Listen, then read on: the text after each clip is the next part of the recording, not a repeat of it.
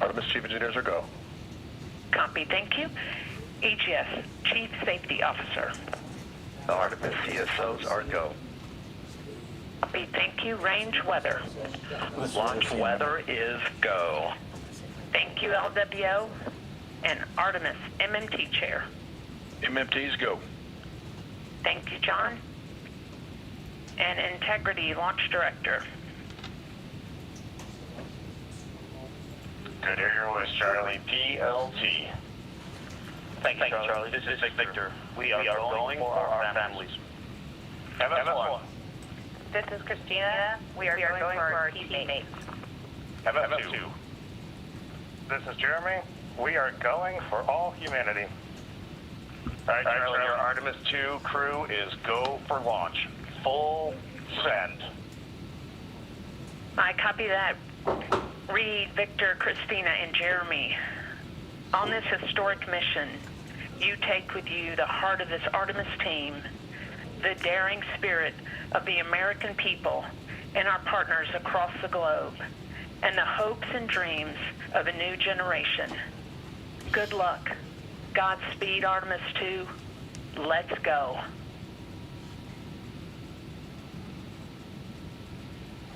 And into the Launch Director. Go ahead, Launch Director. Yes, sir. You have a go to proceed with countdown. Copy that. I'll put it in work. CDR, NTD. Go. Your advisors and initiate short purge per your EPROC 10.1.1, steps 8 and 9. 10.1.1, 8, and 9 going to work. Copy. CBSE, NTD. Start and verify recordings of our Orion cameras. Copy. Okay, well, there you heard it. RSR, NTD. RSR. They're getting ready to start terminal count. arm rotation enable at this time, please. It's currently at T-minus 10 minutes. Once we wrap up this last bit of work, SNA arm rotation enable complete. we're going to start that clock. Copy that, thank you. Integrity crew, close and lock visors.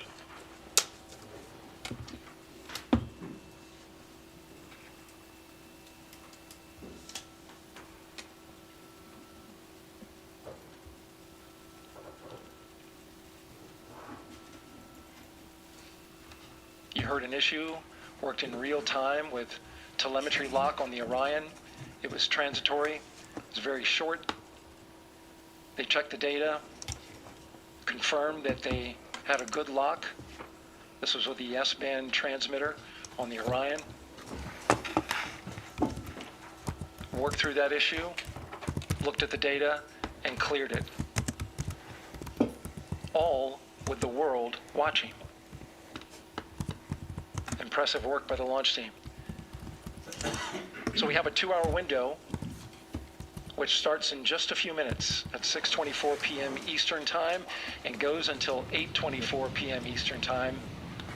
And ECL NTD will be waiting for your verification on the short purge. ECL copies. And for all personnel, once we get that short purge verification, we'll verify that we are clear to go, and then we'll proceed with the terminal count.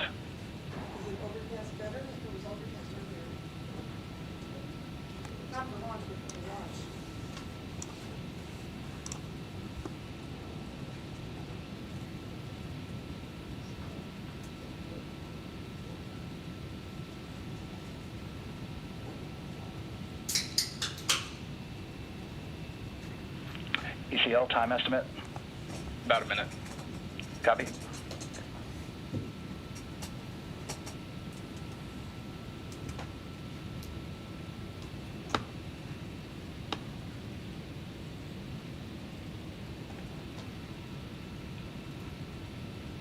So we're going into the launch window, but not by much, it looks like.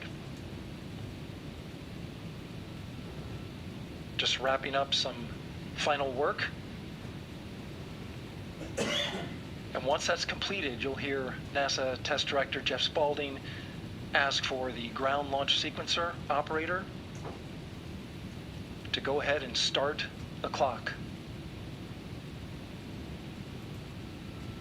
The ground launch sequencer is an application software.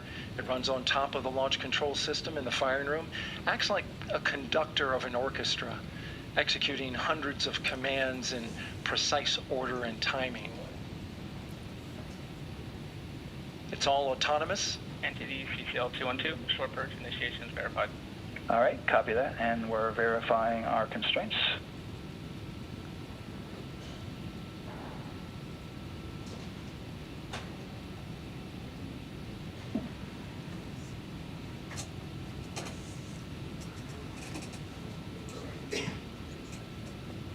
All right, and we're clear from cutouts.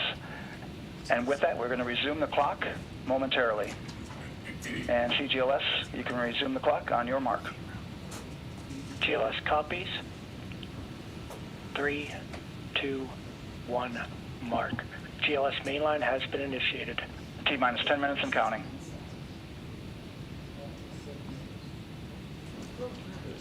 And that begins terminal count. Our new T0 is 6:35 p.m. Eastern Time.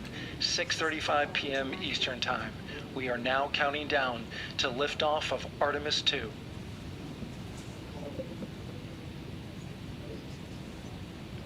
From now on, you're going to hear two voices on the loops.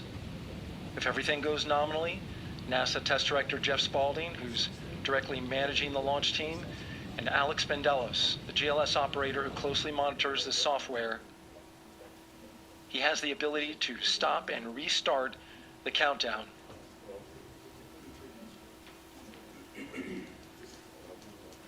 A lot of people ask about whether there's a launch button. There certainly is not. Flight and Rock, our new T0 is 22:35:12. Houston flight copies. 22:35:12. Affirm. There you heard confirmation of the exact T0, 6:35 and 12 seconds p.m. Eastern Time. Again, our T0 is 6:35 and 12 seconds p.m. Eastern Time. But as I was saying, there's no launch button. This is autonomous. But there is a button that keeps you from launching, and that button allows the GLS operator to pause the countdown outside of terminal count and during terminal count and submit a hold to the next holding point. So the clock won't stop right away. If there's an issue, we'll go to the next stable holding point. This is how GLS configures the rocket and ground systems to a stable point where they can stop the countdown if that's needed. But right now, we are counting down. Our next big milestone, looking to retract the crew access arm. GLS is go for crew access arm retract. And there you see the crew access arm moving away.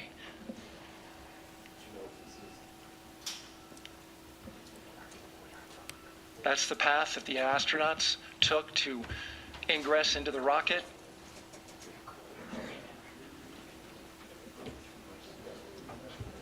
Until this point, that was their way off the pad if they needed to evacuate.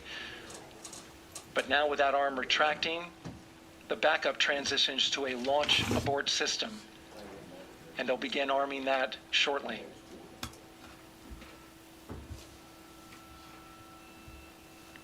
Of course, the launch abort system, great shot there of the crew access arm retracting away.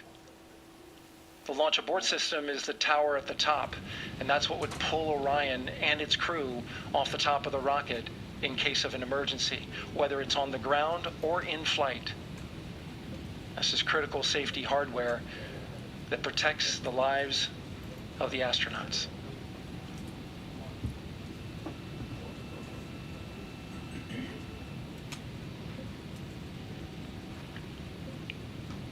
Starting at T-minus 6 minutes, the GLS will start bringing that and other high-energy systems online, starting with core stage pressurization.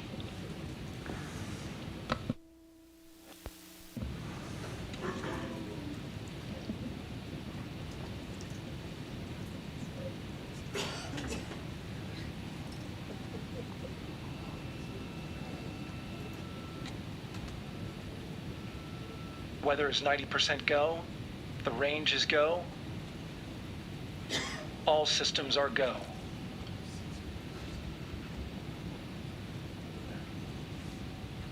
GLS is go for core stage tank pressurization. That means the replenish valve for the liquid hydrogen tank has now closed, and that tank is beginning to pressurize to flight levels because that hydrogen is naturally boiling inside the tank. We'll get the liquid oxygen tank a little later in the count. Now the team is...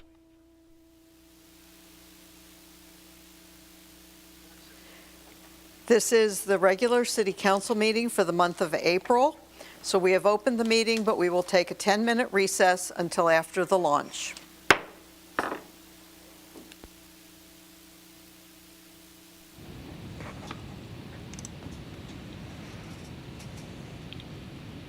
That's great news, and you heard the NTD verify that with the commander of the mission. GLS is go for FTSR.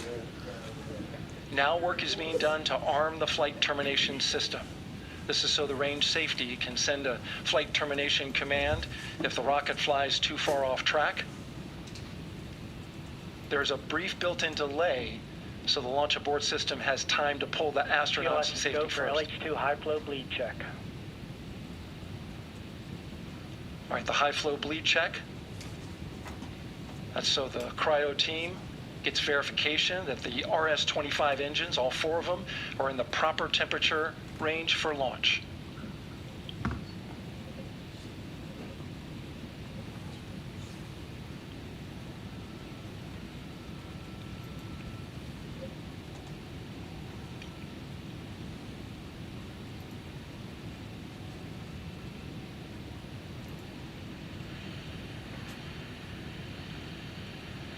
GLS is go for core stage APU start. Core stage APUs start. Those are auxiliary power units, high-speed turbines which provide pressure to hydraulic pumps that steer the RS-25 engines. We're going to see a gimbal test a little later at T-minus 2 minutes and 30 seconds. This is what allows that to happen.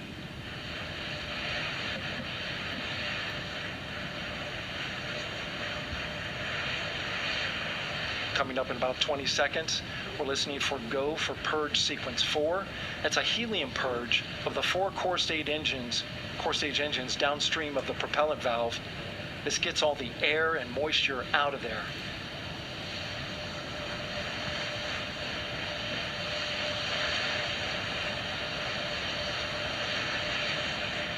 GLS is go for purge sequence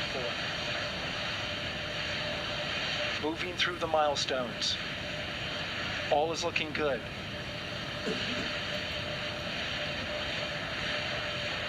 Coming up in just a few seconds, we're going to get that thrust vector control actuator test. This is a gimbaling of the engines.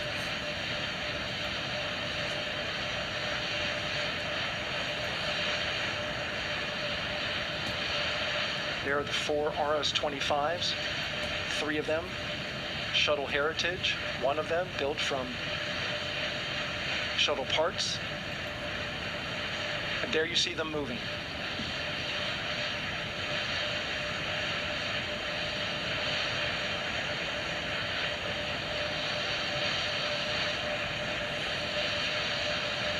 Now we're going to start moving the power from both the upper stage and the lower stage of the rocket to internal, taking ground power away and now going to battery power. GLS is go for upper stage internal power.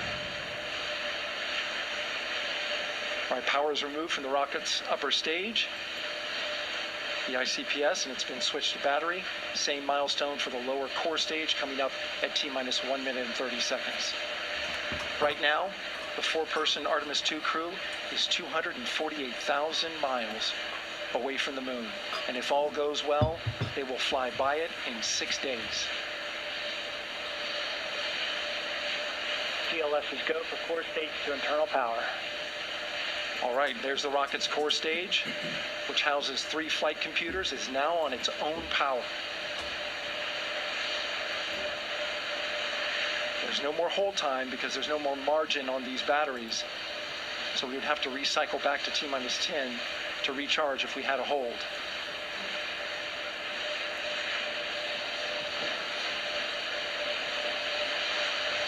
1 minute. Right now, the rocket does not know what the T0 is, but coming up at T-minus 33 seconds, control shifts from the ground launch sequencer to the rocket's onboard autonomous launch sequencer, or ALS. The rocket will count itself down, but honor any holds that could come from the ground. Now, shortly after liftoff, Houston will take control of the rocket, and my colleague Gary Jordan will take over commentary. GLS, go for ALS. Great call out. The rocket is on its own. 4 brave explorers ready to ride the most powerful rocket NASA has ever launched. Sound suppression water is flowing. 15. And here we go. 10, 9, 8, 7. RS-25 engines lit. 4, 3, 2, 1. Booster ignition. And liftoff. The crew of Artemis II now bound for the moon. Humanity's next great voyage begins. Good roll pitch. Roger, roll pitch. Houston now controlling the flight of Integrity on the Artemis II mission around the moon. Integrity, AMT high. AMT high. On time passing 30 seconds into the flights. Integrity passes the alternate MECO. Target milestone. Mission Control Houston seeing good performance on the 4 main engines. Space Launch System core stage. Integrity 3 miles in altitude. Traveling more than 1,200 miles per hour.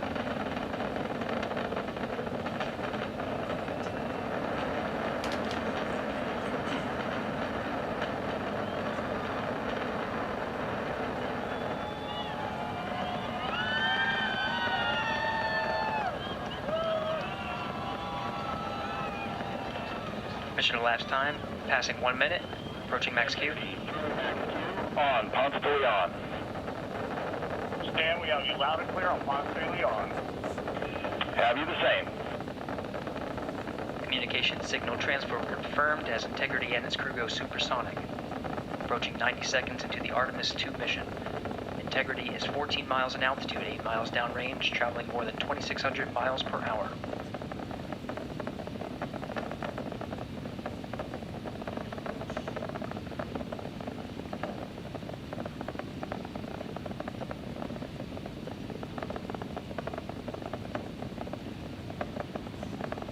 One minute 50 seconds of mission elapsed time, standing by for main engine throttle down to 85%, ahead of solid rocket booster separation, expected at the 2-minute 9-second mark. We see throttle down.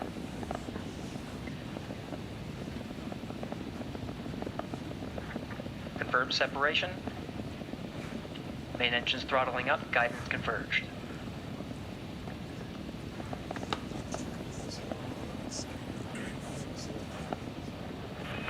Integrity, guidance converged, performance nominal, upper stage RCS ready.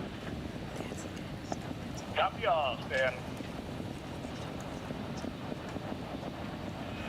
Integrity, SM priming complete. SM priming complete. 2 minutes 45 seconds of mission elapsed time into the Artemis II mission. Thrusters on Integrity and upper stage confirmed in a ready state, ahead of service module fairing separation.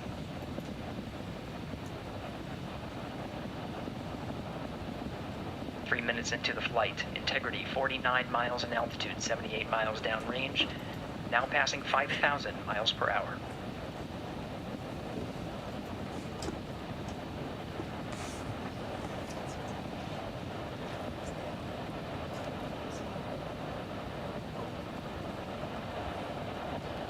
Standing by for launch board system jettison. Houston Integrity, good last jettison, great view. Copy jettison, Team Eco 8+02. We see you sail on board, Stan. And Houston has you loud and clear on Tigris at the Carmen line. Outstanding, Stan, we have you the same. 3 minutes 50 seconds into the flight of Artemis II. Wiseman across the boundary to space with good comm checks. GPS signals acquired after last jettison now working on internal checks to verify accuracy. Flight Dynamics Officer analyzed the time of main engine cutoff, confirmed at 8 minutes 2 seconds, time of MECO.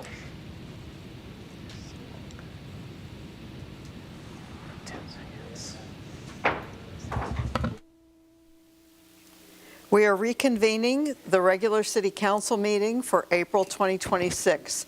Please stand if you wish for the invocation and the pledge.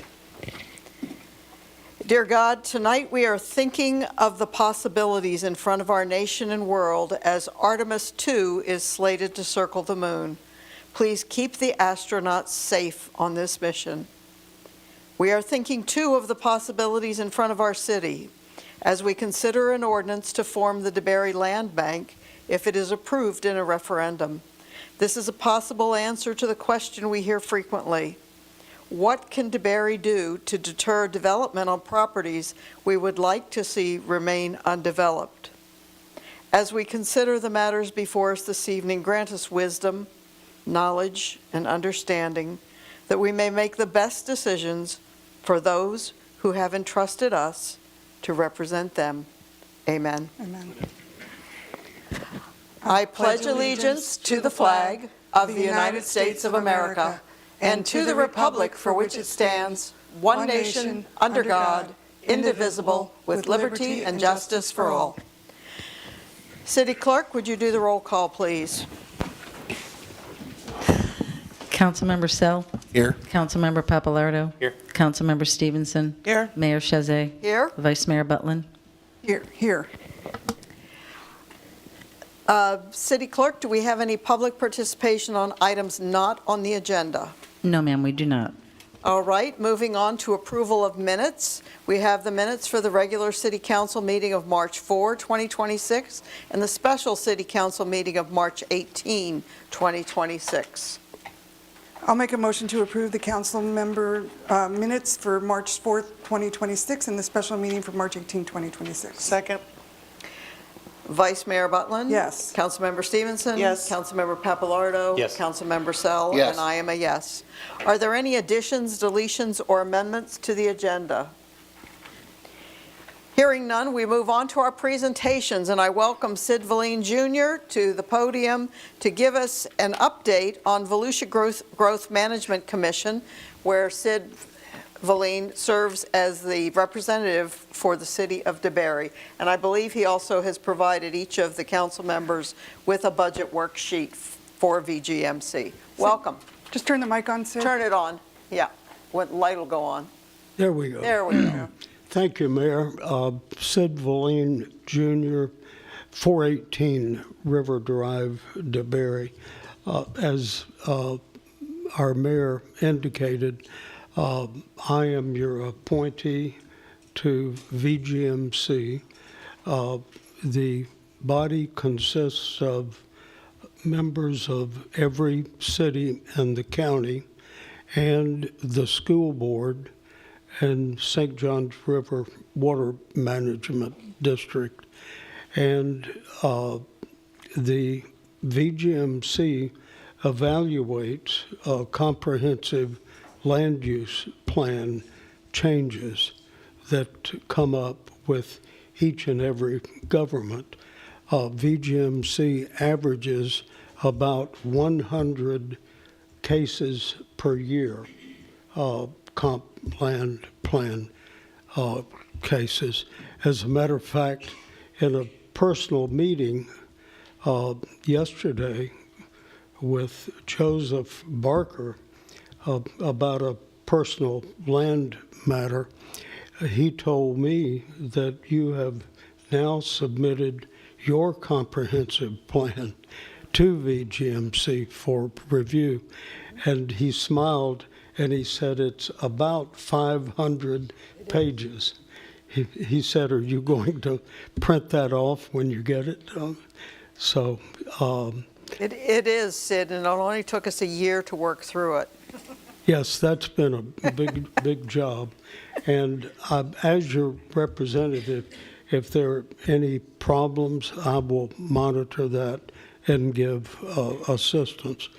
Moving on, Page 1 is the budget that has been adopted for the current year, $166,505.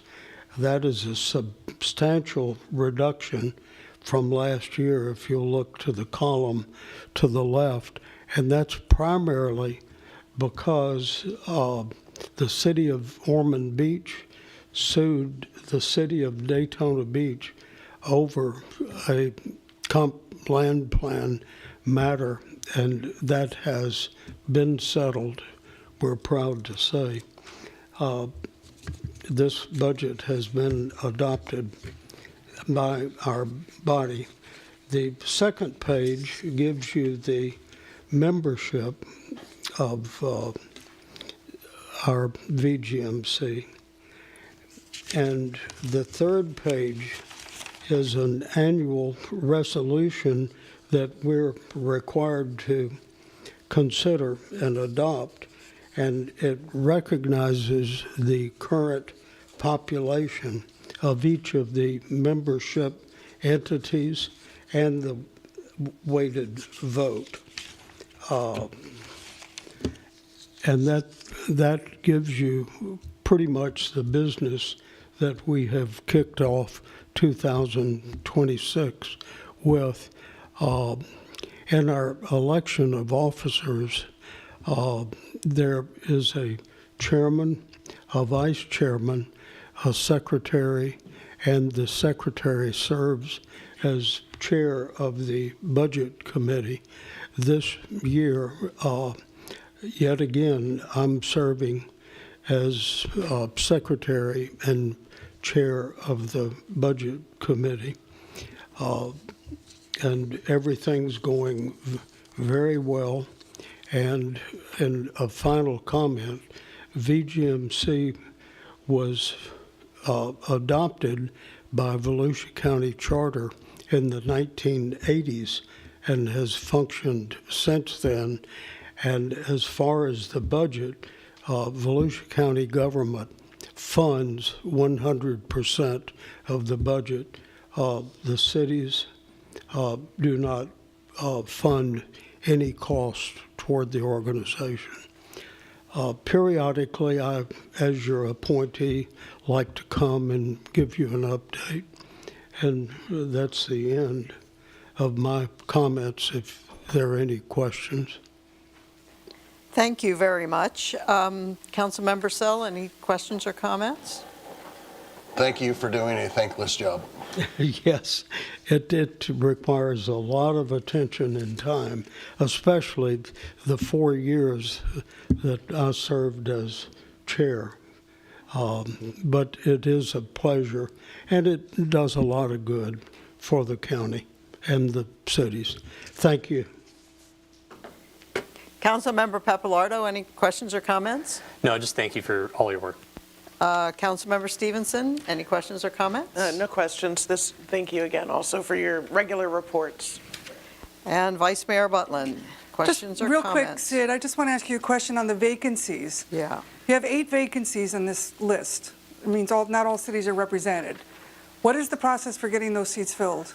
The managing director, Mary Chris Smith, is working on that.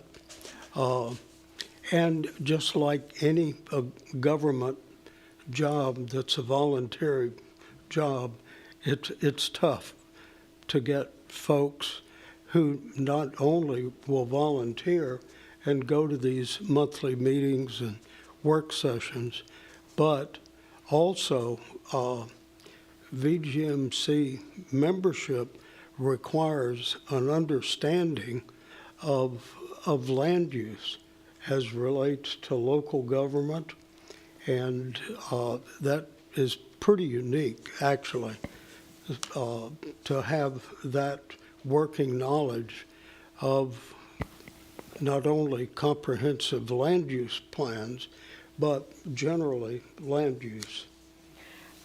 I wanted to follow up as well on the vacancies. I think that, and just to make a public statement, I think it is a shame that there is a 38% vacancy among the board, which is not us, because you have served DeBerry well, and you have had an incredible depth of knowledge in this area from which DeBerry has benefited, but the whole county as a whole has as well. And I looked briefly at the weighted, you have a weighted voting system, which many of these boards do have by population and other specs. And it looks like on any vote, there's north of 25% of the votes aren't there due to vacancies. So it is a situation which just points out some of the vulnerabilities, as you mentioned, of boards of appointed representatives that have to pull from the general population, not electeds, and people that have a very specialized knowledge base. But I'm glad to hear that the commission is looking into, through staff, is looking to see what they can do to fill that, because it is an important role, I think. And again, I thank you for you serving it in that role for us so well for so many years. These are good points. And when I was chair for 4 years, and then even chair prior to that a few years, one of my priorities was to keep the membership up. And unfortunately, in the last 2 years, it's dropped. Right. Thank you. Thank you so very Thank you, much.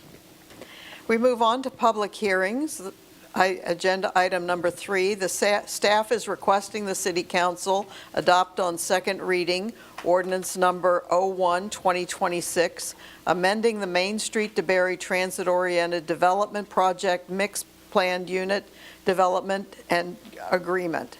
And City Attorney, would you read ordinance number 01-2026, please? Yes, Mayor. Ordinance number 01-2026, an ordinance of the City Council of the City of DeBerry, Florida, approving a First Amendment to Development Agreement approved by ordinance number 03-2023 with Mosaic at DeBerry LLC for the Main Street DeBerry Transit-Oriented Development Project, being a multi-use project on approximately 19.71 plus minus acres of land located on the west side of U.S. Highway 1792, having Volusia County tax parcel identification numbers 900-900-000-070, 900-900-000-0050, 900-900-000-0060, 900-900-000-0070, 900-900-000-0022, 900-900-000-0080, 900-900-000-0090, and 900-900-000-0091, authorizing an amendment to purchase and sale agreement dated March 31, 2023 between the City of DeBerry and Mosaic at DeBerry LLC, providing for severability, conflicts, and an effective date. Thank you, sir. Thank you very much. Stephen Babb, Growth Management Director. I will be giving the presentation. This is the second reading of the said ordinance. Some ordinance highlights. Mosaic at DeBerry LLC is requesting a revision to the development agreement and purchase sales agreements. And to sum it up, there are 3 items requested. As you know, back in April of 2023, the City Council adopted the original ordinance establishing the development agreement with DeBerry Main Street MPUD. Section 6 of the development agreement provides for the phasing of the MPUD, states construction timelines for several phases of the development. On August 7, 2024, the City Council had granted an additional 12-month extension to the original agreement. So the first item we'll see is for an extension of the development agreement. The purpose of the ordinance will be to combine the project from 2 phases into 1 phase and extend the completion date to December 30th, 2030. Originally, phase 1 was to be completed by April 2026, and phase 2 2 years after that. The second item is for the extension of the closing date of Phase 2 of the property, which is that 5.62 acres, which have been shown many times to the council. Mosaic closed on Phase 1 property, approximately 13 acres, in April 2023. Under the original agreement, Mosaic had until April 2026 to purchase the additional 5.62 acres. In addition, under the original agreement, Mosaic was provided a one-time extension. The proposed amendment before you will extend the closing date of the 5.62 acres to December 18th of this year, and Mosaic will not have the right to extend the purchase any further without a mutual agreement with the city.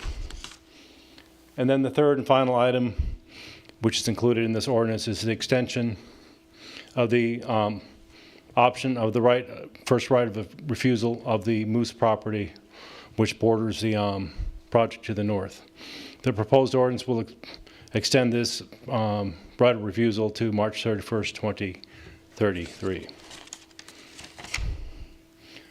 Based on the evidence and feedback from council, staff recommends that the City Council adopt ordinance number 1-2026 to amend the Main Street DeBerry Transit Oriented Development Project Mixed Planning Unit Development Agreement and extend the associated sales and purchase agreements. Thank you. And as a follow-up, Mayor, let me Yes. just go ahead and provide some of the maps there. Okay. As we did in the first reading, hearing. this is the original site plan from April 2023, showing obviously the Muse property is in yellow. That's the one that's been extended out to 2033. And you see the little red line there? That is actually the Phase 2 property of the 5.62 acres that is being extended to December 2026. And there you can see a little more clearly the 5.62 acres. It is owned by the city at this time, and the approximate sale price by December 2026 is $1.8 million. This is the new site plan showing all one phase and how it's changed over the course of time. There is 36,000 square feet of retail on the first floor. There are two very large commercial out parcels right on 1792, and there's 315 residential units, primarily studio, one bedroom, and two bedroom. There are no three bedroom apartments in this particular project. Just to show you a correlation with the Town Park site project, this is again, the Town Park was just to the north. This is also part of the Main Street project and under the Main Street regulations. They do have 4 out parcels, 2 in the purple, how it relates to along 1792, and they do have 2 parcels on the very far left along Shell Road as out parcels there. This is approximately 290 townhomes with as well as bungalows. And so, and pardon my screen there, this is a second reading of ordinance 01-2026, and staff recommends approval. Thank you. City Clerk, do we have any public participation? No, ma'am, we do not. Councilmember Sell, questions or comments? No questions, no comments. Councilmember Papalardo. Same as what I had to say last time, but no other question. Councilmember Stevenson. No additional questions, thank you. Vice Mayor Butlin. Just one quick question. What phase is responsible for the redirecting of what is now Shell going to be Main Street? What phase would that be under? Yeah. That would be, the infrastructure would be placed in the first phase. First phase? Okay. Yeah, right. Just wanted to confirm. I mean, that. phase 1 and 2 are together, so once they begin the construction of anything on the site, they'll make that spine road or Shell Road, which will be called the Berry Main And in the Street. contract, it gives them 24 months to get all the infrastructure in the ground. Yeah, Okay. thank you. Just one clarification. Thank you. Yes, I'm glad to see this move forward, albeit on a slower timeframe than we had hoped. And I do understand that the capital markets were somewhat constraining in the first year or two, and those have eased and allowed this to move forward.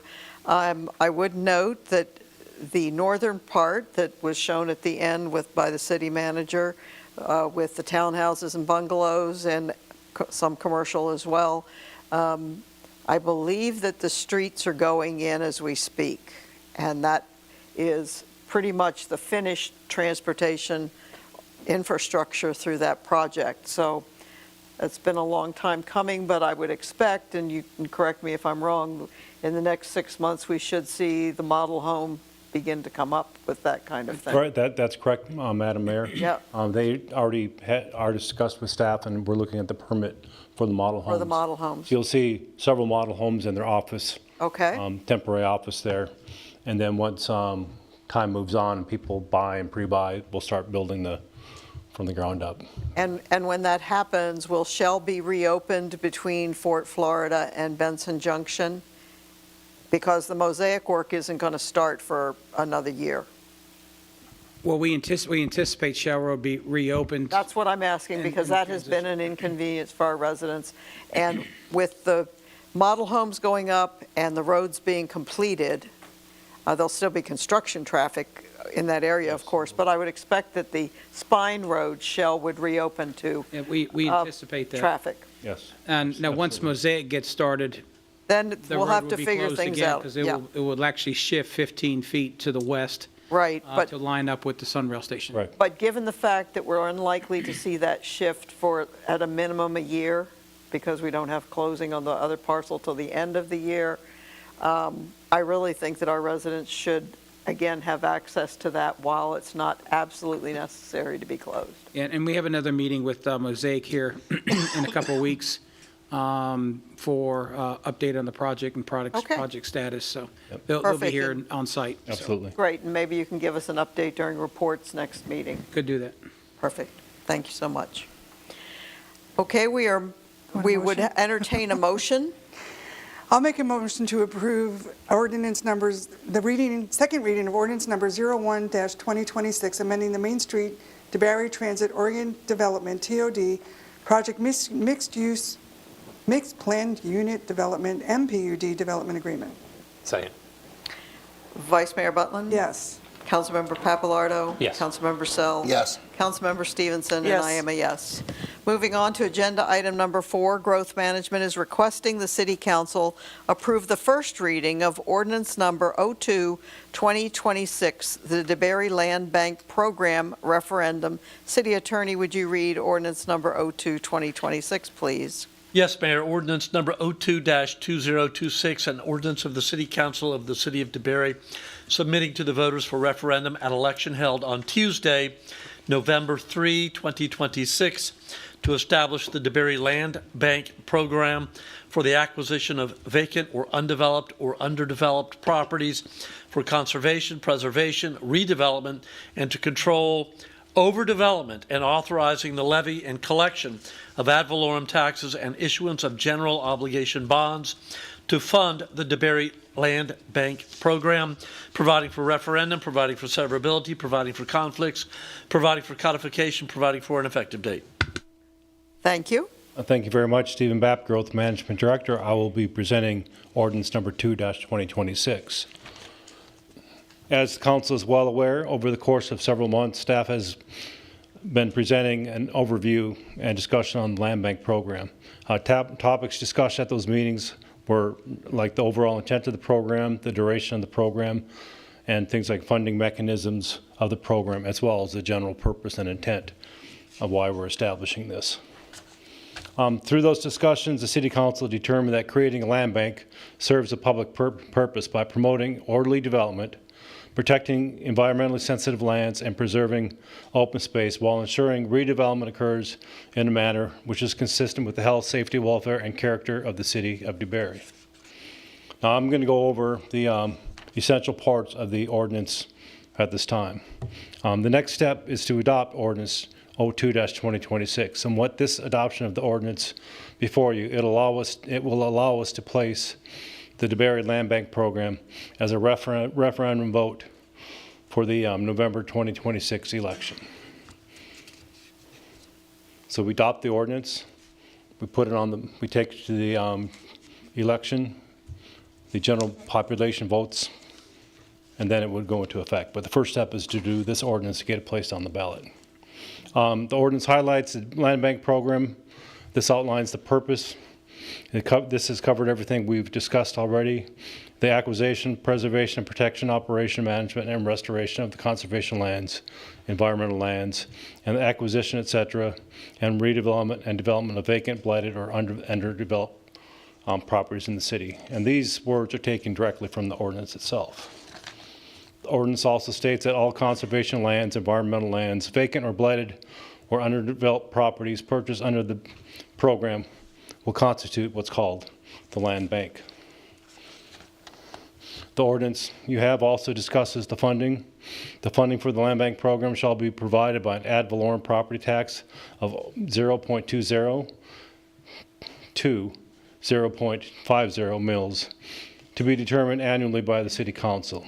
In the event supplemental funding is required, the City Council may authorize additional budgeted funds to be transferred to the DeBary Land Bank on an as-needed basis. Also, the ordinance states that purposes of financing the DeBary Land Bank program, the City Council has the option to issue general obligation bonds in one or more series, pledging the ad valorem property taxes to be determined. Also, it states on beginning September 30th, 2031, and every 4 years thereafter, the land bank program remains active. The council shall review and evaluate the effectiveness of the program. The council may vote then to sunset the land bank program upon completion of such review without requiring a further referendum. It also states that the DeBary Land Bank program shall automatically sunset or expire on September 30th, 2039, unless extended by referendum approval by the majority of those qualified electors of the city. Upon termination of the Land Bank program, all outstanding funds shall be returned to the general budget. The referendum question will be listed in both English and Spanish as required by Florida law. And this is what the question posed to the to the voting members of our city will be, which says, shall ordinance number 02-2026 be approved to create the DeBary Land Bank program, authorize the levy and collection of ad valorem taxes between 0.20 and 0.50 mils per annum for a period not beyond September 30th, 2039, and authorize general obligation bonds for 7 years and maturing not beyond September 30th, 2039, for the purpose of financing land acquisitions and other related expenses for the conservation, preservation, and redevelopment under the DeBary Land Bank program. Also written in Spanish, but I will not, my Spanish is not good enough to read it to you.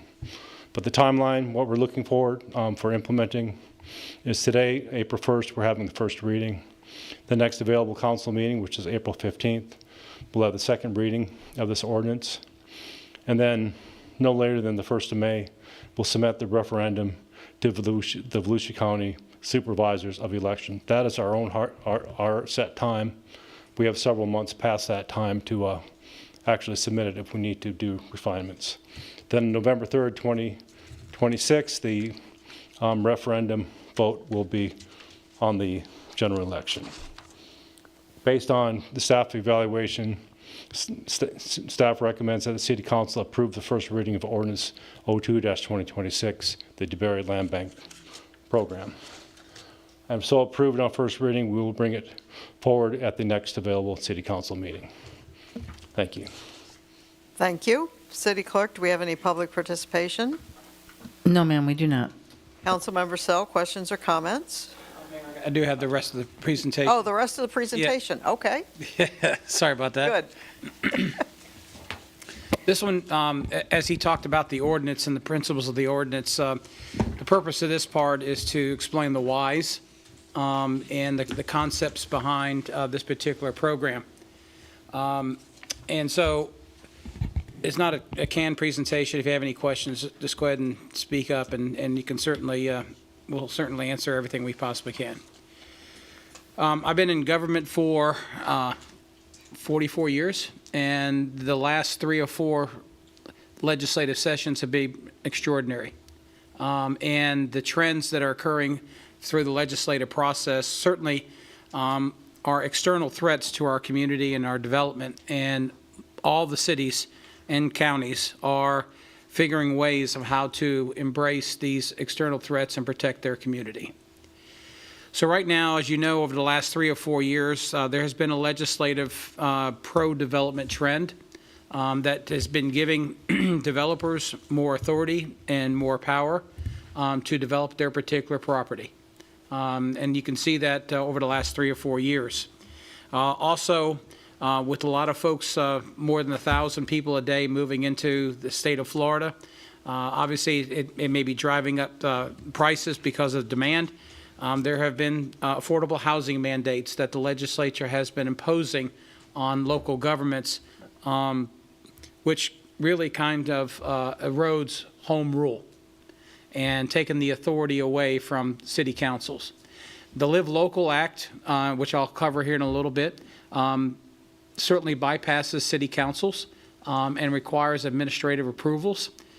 But you also see now a trend on erosion of home rule that some of the other proposed statutes that have been proposed, or bills that have been proposed, have adopted this bypass city council authority or county council authority. And it certains to be a trend that we're going to have to deal with. We did deal with this last legislative session, but we're going to have to deal with future legislative sessions. And it is a concern that local governments will not be in control of land development in their community anymore. They've also adopted this, and we've talked about it many times on the dais, this one-size-fits-all policy. They have maybe a problem with one city in the state, and all of a sudden they pass a bill and create a statute that applies the same policy to that city, to every city. And this one-size-fits-all, where the problems in Miami or Tampa or some bigger, larger city, we are having to implement those particular policies of these big cities. And you'll see it here in my presentation talking about how this one-size-fits-all of a sudden trend is certainly concerning of how we make these big city regulations fit into our small city. There's also the ad valorem property tax reform, and not so much about the tax exemption on homesteaded property, but if any exemptions occur on homesteaded property, there's going to be a tax shift to the business community, and that plays a role in the business community when we start talking about development and redevelopment, et cetera, et cetera. And then the elimination of the tangible personal property tax. That was also submitted this year. It applies primarily in the city of DeBary to the utilities. The utilities pay over $4 million to the city of DeBary, tangible personal property tax. It was filed this year, but because of the discussion with the ad valorem property tax, it didn't go anywhere. But I fully anticipate the elimination of tangible personal property tax will come back next year. And so we'll have to work with those particular legislators who are trying to push eliminating tangible personal property.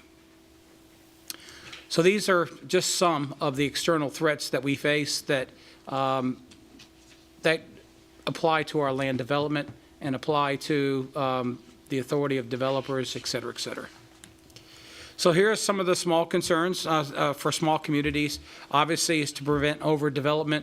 When we start talking about live local, you're starting to talk about high density development that has a major impact on communities. We also have to figure out how to preserve our quality of life. Our focus has always been small town, close-knit community, and how do we protect that? We're the safest city in all of Central Florida, and a lot of that is because we're a small town, close-knit community, I believe. The more close-knit our residents are, the safer our community is, and the more enjoyable quality of life that we have. But there's also some environmental concerns that we have to consider because 98% of DeBary is within outstanding spring basins. You got the Gemini Springs, which is an outstanding spring. That's High Banks South. High Banks North is in the Volusia Blue Basin, and that's also an outstanding spring. It also has nitrate pollution as well. So the DeBary Land Bank strategy, we talked about preservations with their wetlands and sensitive lands. And not many people know that they figure you can't build on wetlands. Well, there is mitigation. People can mitigate wetlands It's about $150,000 an acre right now. You can put it in the bank. So if you have a part of your property that's uplands and part of your property that's wetlands, you can mitigate those particular wetlands to build your particular property. The conservation is what we did with Alexander Island. We prevented development, and we'll talk a little bit more detail about preventing development. But it's to repurpose the land to fulfill our culture and lifestyle. Whether we leave it vacant, we turn it into a park, nature park, or whatever.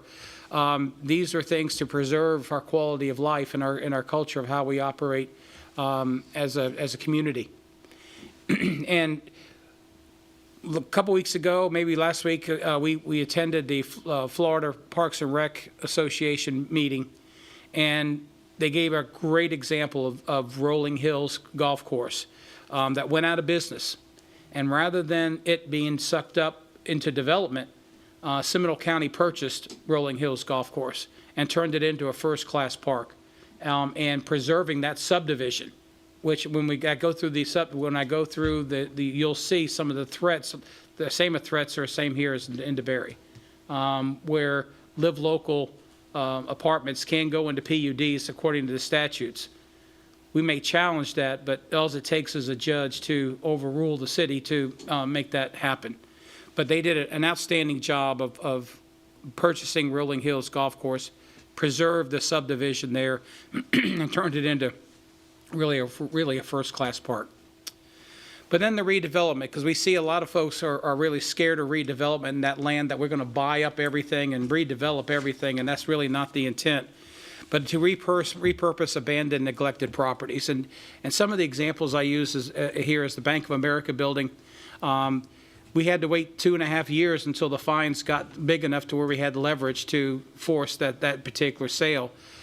But also the New Hope property, which is that's right across the street from City Hall, there has been abandoned for 10 years. And as these buildings age and are not taken care of the way they should be, they get dilapidated, and ultimately you got businesses moving in there that maybe are undesirable. So those are some of the examples, and so with this particular land bank, I visioned that the Bank of America building would have rolled over for redevelopment a lot sooner than waiting 2.5 years until the fines and the property owner had made a decision on what to do. But really the focus is about our core, city core, and our city core generally runs from High Banks to Plantation Road is our city core. And all of those lots, when they 4-lane 1792, are non-conforming. Well, what does non-conforming mean? Well, they're not large enough to be able to build a commercial project on them and meet the environmental standards. And so as you can notice, as you drive down 1792, most of you don't see a whole lot of retention ponds on those commercial properties, that standards. They were platted well before there were environmental status, back in the 40s and 50s. And that's a problem that we're going to have to deal with in the future, because as we go along with, like for example, the difficulty or the O'Reillys. The O'Reilly Auto Parts store is basically 2 lots. They had to merge together because they're non-conforming, and then they put the retention pond under the parking lot. That's great for major corporations who can do those types of things, but you're not going to see the mom and pop businesses being able to buy a particular property, remodel it, because they'll end up having to put in retention ponds, make their buildings smaller, or put them under parking lots, and you're just not going to see the mom and pops to be able to do that.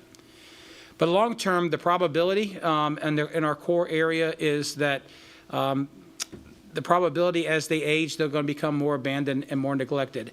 As the economy in DeBary thrives, the property values will go up. Certainly, we're going to have a shift in business locations.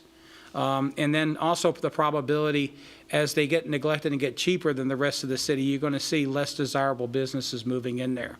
And how do you control the small town community if you got businesses coming in that are less desirable for a small town close-knit community?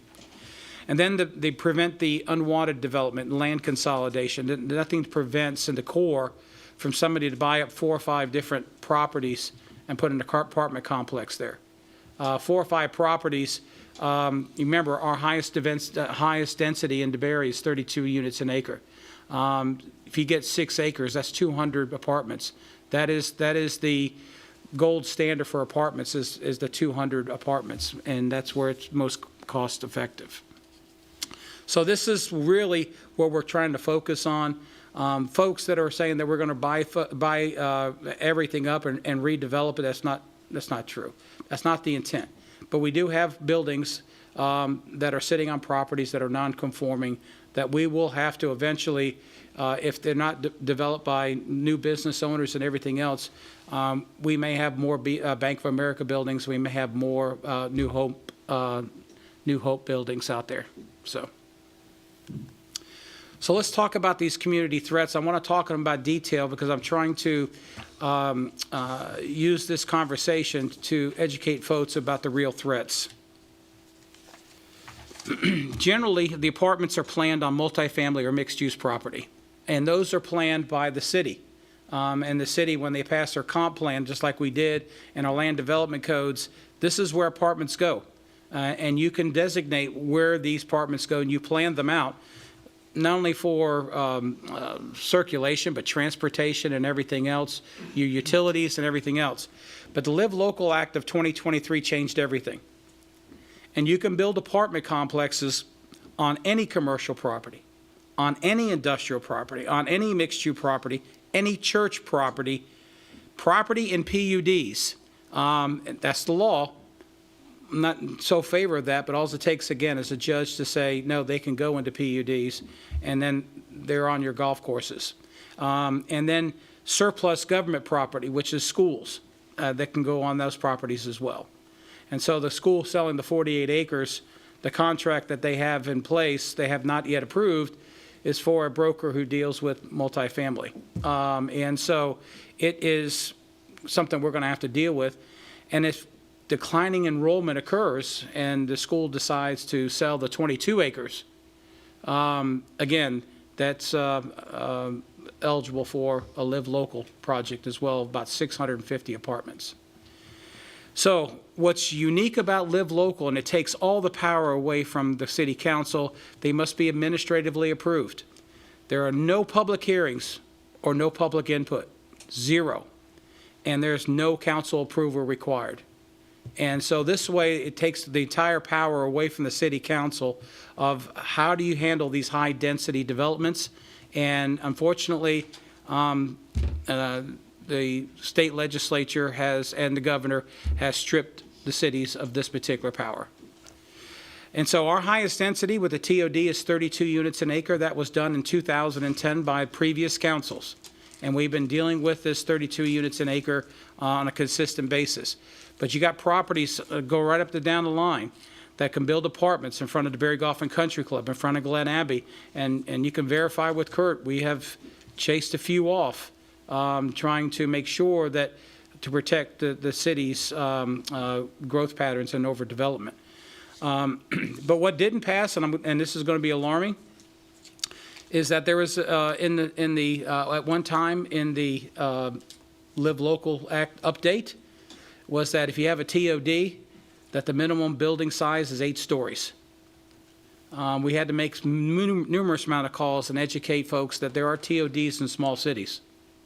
But if that would have passed, every building in our TOD minimum size would have been 8 stories.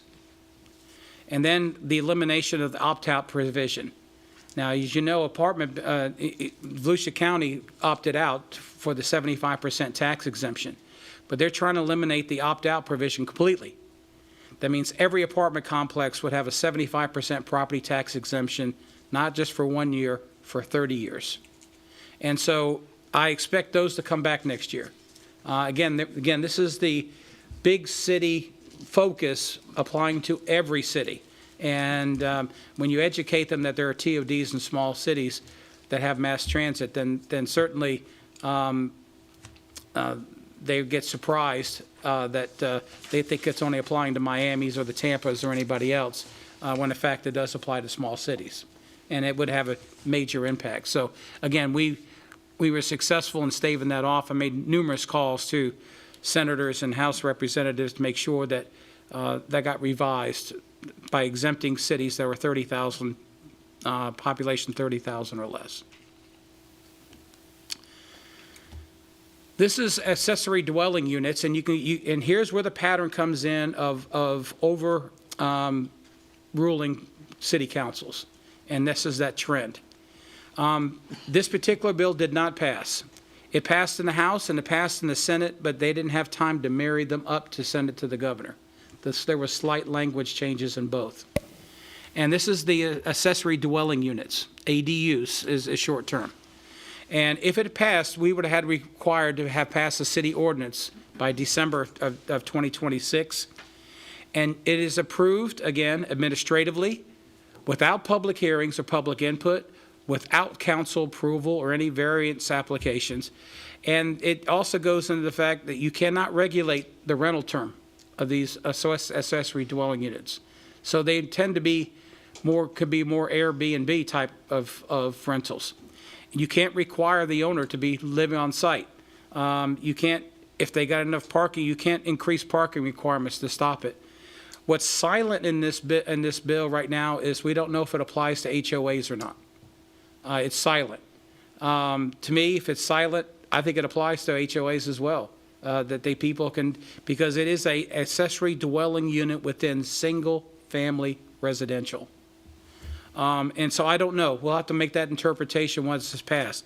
But we anticipate how fast this went through and how close it got to the bill. We anticipate this refiling next year. And it's going to come really hard. Remember, the legislature is really focused on affordable housing. Live local is not affordable. And we've proven that over and over and over again. It doesn't really provide affordable housing. They're trying to do these ADUs to be able to provide rentals to other folks on a cheaper basis. And again, I don't know if rentals of ADUs will be affordable. And depending on what size they are, they might be 300, 400, 500 square feet. But you can certainly, I just provided you an illustration of what ADUs would look like on a single family property. The other threat it calls an agricultural enclave, and that's just a general term for this particular bill. Again, it was the same thing as ADUs. It went all the way through the process. They could not have enough time to marry up the two bills. A lot of energy went into the property tax discussion, and it delayed a lot of the legislative. But again, it applies right now. It applies to unincorporated agricultural property, and if you have an agricultural comp plan or zoned property, if 50% of the perimeter is developed, they could immediately adopt the zoning of the property next door adjacent, without council approval and without public hearings. And so, again, you see the trend of dictating growth from Tallahassee rather than trusting local government to manage their own growth. This is the second year as considered. We anticipate refiling and being pushed very hard, and I anticipate that municipalities will then be included. This agricultural enclave, a lot of developers see that for local governments want to preserve their agricultural property or want to limit the density in agricultural property when there are other properties that are developed around that are a little higher density, and they see that as being unfair. And so they're going to regulate that from Tallahassee. Senate Bill 180 and Senate Bill 840 was supposed to pass to improve Senate Bill 180, and there's some lawsuits in this particular thing. It did not pass either. Again, same thing. Time ran out. They couldn't marry the two bills up. But it prohibits in disaster and impacted areas within a 100-mile hurricane track. You cannot change your land development code regulations all the way back to August 1, 2024. Anything that you've changed in your land development regulations does not apply. Now, fortunately, our land development code was changed in July of 2024. We were visionary. Yes, we are. But it prevents construction moratoria so that, if you have flooding issues, you can't do a moratorium to do your flooding issues.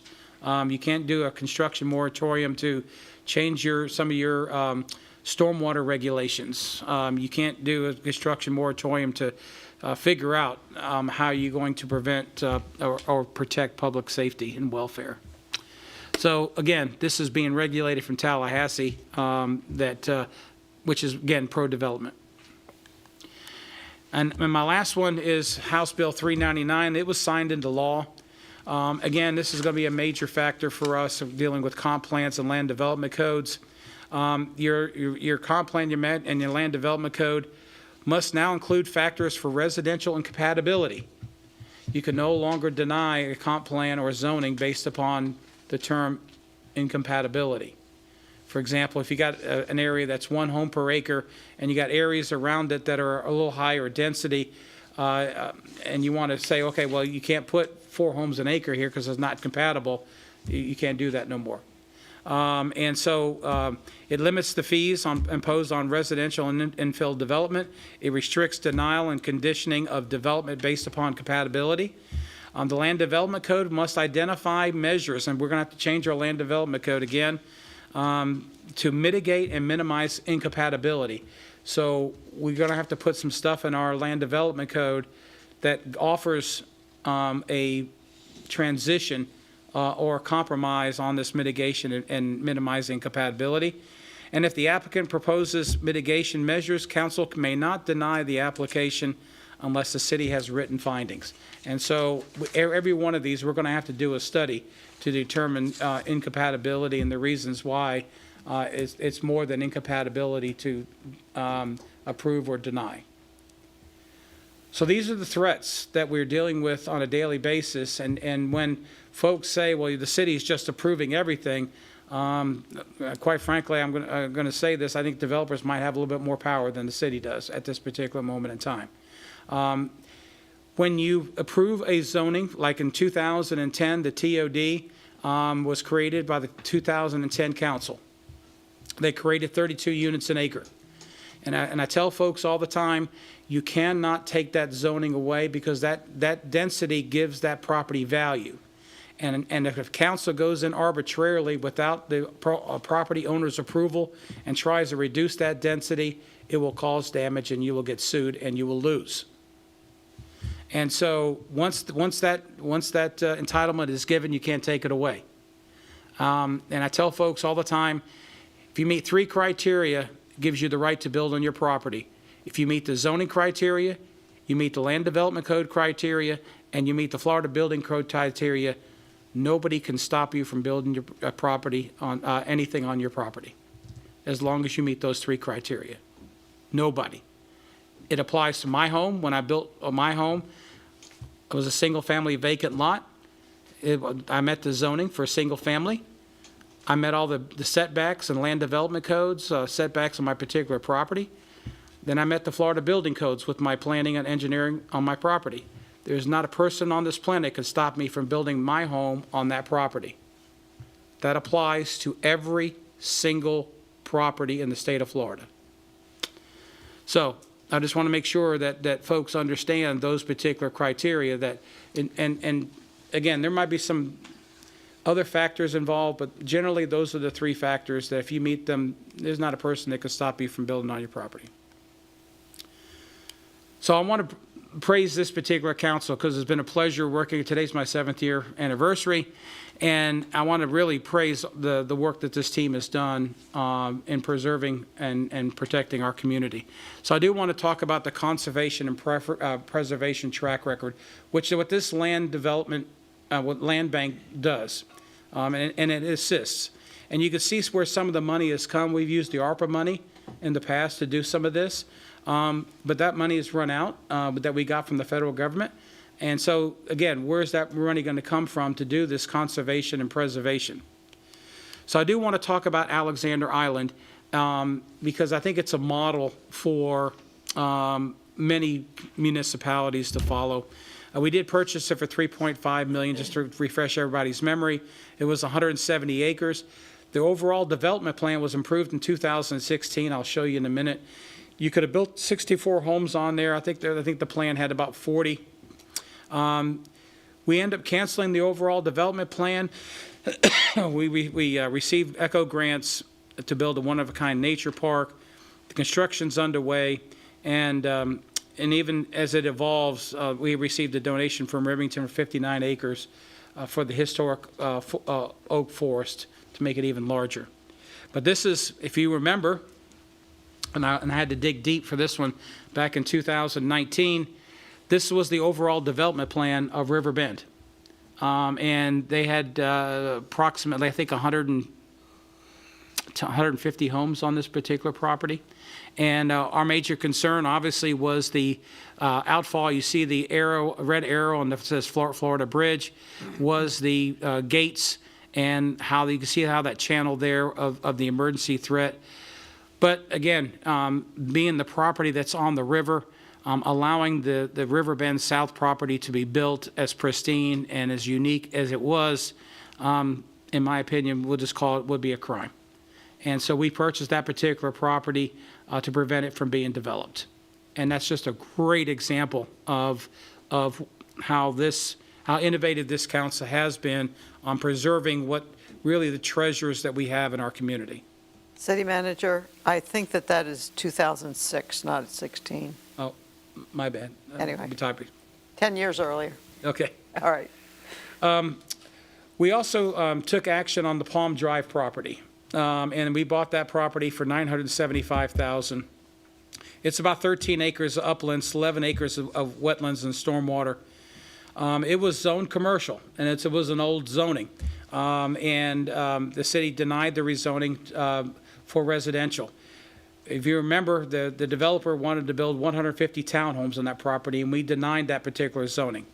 And there is part of that particular property that serves the part of the East Side Emergency Flood Management System that goes through that particular property.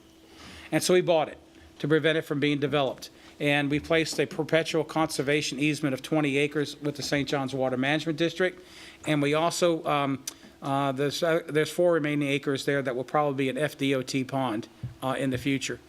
But again, there's another example how we saw that the risks of trying to develop this property and the harm it would do our community. This is the Dirksen property, Carlson Dirksen property, and Mr. Carlson was trying to develop some of these particular parcels.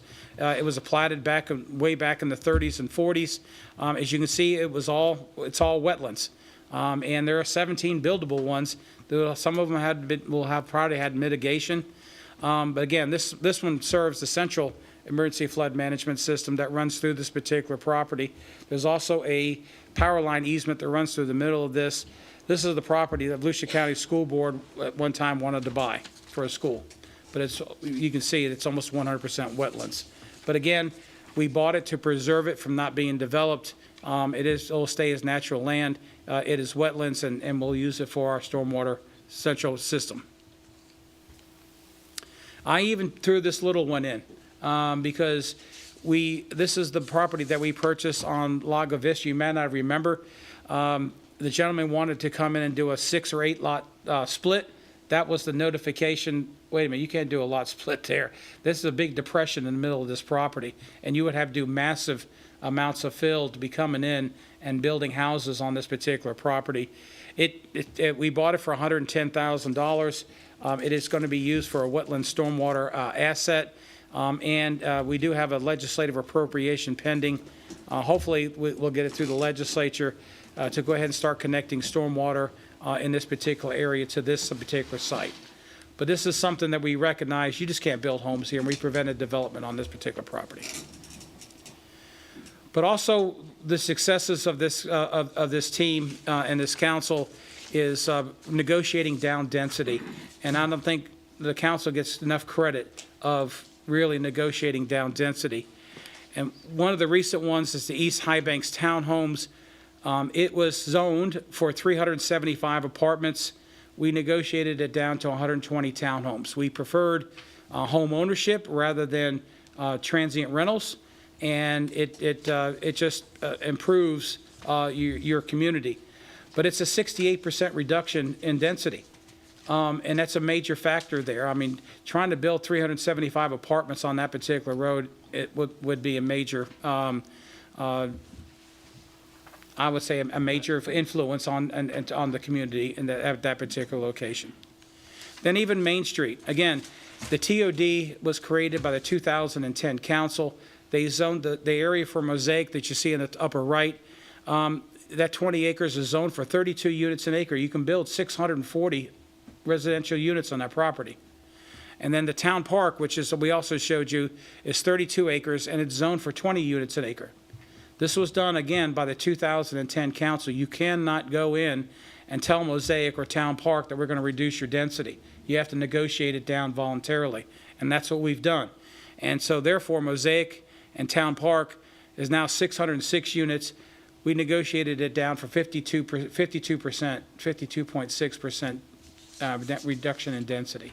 And it's a huge success by this council. And then I'm use the 60 acres on High Banks and Fort Florida Road. Our council has denied a comp plan and zoning requests 3 times on that particular property, and the latest in June 2024. Again, not approved by council. We're trying to focus on what's the right density for that particular location. So again, this is the process that we go through. We've been talking about this, and I know the staff has been about 3 or 4 months, but we've been talking about this, I think, for more than 6 months. Councilmember Pappalardo presented it to the team, and the team has debated it, analyzed it, thought it over through, and it's been a 6-month, at least a 6-month process that we've been talking about this particular initiative. And then again, going to the referendum on November the 3rd. If approved, the effective date is January 1, but the revenues don't come in until November 2027. So that's when the first tax rolls will come in. And again, you see the evaluation time and the sunset on 2038. I always like to go back, and when we're dealing with ad valorem, the 0.2 and the 0.5 range is talk about our ad valorem. And this is the entire Volusia County ad valorem rates. And as you can see, DeBary is the lowest ad valorem in the entire county. And if you just look at our West Volusia partners, if you live in DeBary and you want to move to Deltona, DeLand, Orange City, or Lake Helen, and you want to build the same house at the same value, you will experience an 85 to 98% property tax increase. You can see our millage rate is 3.65, and you see Deltona at 6.75, DeLand at 6.78, Orange City at 6.86, and Lake Helen is 7.21. And so this is all the doing government like a business. We have passed those savings on to our residents on a continuous basis for the last 30 years. We continue for, again, 32 years to be the lowest tax ad valorem tax rate in the county, by far. And so what is the cost of this land bank? And folks are going to say, well, this is a tax increase. Well, it's more of an investment cost because you're investing in the land in there. Yes, it does raise your ad valorem, but it's more of investing in land. Our average household is $200,000 taxable value. And between 0.2 and 0.5 mils, it's annually, it's $40 a year or up to $100, depending on what millage rate the council chooses, or $3 a month to $8 a month, depending on what range the council chooses. And you can see the matrix I have down there. If you do 0.2 mils, it brings in $668,000. If you do 0.5 mils, it brings in $1.6 million annually. And so finally, just in conclusion, Mayor and Council, as you know, DeBary is the leader in innovative concepts. We did it with Live Local. We did with a number of different things. But this is an opportunity, this land bank is an opportunity to guard against external influence. As you can see, a lot of your authority is being eroded away by Tallahassee, and unfortunately, if we want to protect our community, the time is now. We need to be proactive in our approach to manage growth in marketplace. I've talked to this a lot, that most cities just sit back and wait for development to come, and they get whatever comes, good or bad. But those cities that are proactive, that go out and say, okay, we want a bank, and we go on out because we don't have a bank, and we go out and try to market a bank. We try to go out and do these things to provide the services to our to our residents. We're actively marketing medical industry because we're kind of weak in our medical facilities in the city of DeBary as well. Our folks have to go out of town to get medical services. And so by being a proactive approach, we can manage the growth and the marketplace where we can manage what properties and what type of development that goes there. But we also got to proactively protect commercial and industrial areas. And again, that's the thinking, and again, the 22 acres that the school board talks about. Should the city buy that and prevent 660 apartments to go there and then resell it to more desirable, and I'm going to use the word compatible to our particular neighborhood. One of the reasons we talked about the school project was the devastation of the commercial property around the school that would have, and the impact it would have on all those particular businesses there. But also to proactively protect subdivisions. And I'm going to be very clear. I've met with some of the authors of these particular bills, these senators, and you ask them that, golf is a major tourist attraction in our state, and these live local projects threaten our golf courses, and the response was, we don't care. And so these are subdivisions that are at risk. Remember, I used the Seminole County Rolling Hills example where they bought the property and turned it into a park. But that could be easily of those residents that lived around that golf course is looking at the backs of apartment buildings. And how does that protect their property values? And how does that protect that particular subdivision? And what can the city do to protect those subdivisions from falling victim to apartments and developments, which you're used to have good authority over those, but now with the erosion, they're at risk. We talked about that there's no eminent domain in this particular program, and it shouldn't be. It should be volunteer, where you approach somebody and you make deals and you have a mutual agreement there. The redevelopment, again, is limited redevelopment. It's mostly going to be dilapidated properties. So you're not going to have that much money, the $1.6 million annually, to go buy up a whole lot of property. It's just not enough money to be able to do all that. But I think the focus of this council and future councils is let's focus on the dilapidated buildings. The Bank of America building has been that way for 5 years. The New Hope building has been there for 10 years. What can be done to repurpose those and provide the return on investment to the community? If they're revitalized, folks may not realize that, and those particular properties pay property taxes. It takes the burden off of residents long term. And so, and generally in the redevelopment, a lot of these transactions, we recoup the cost.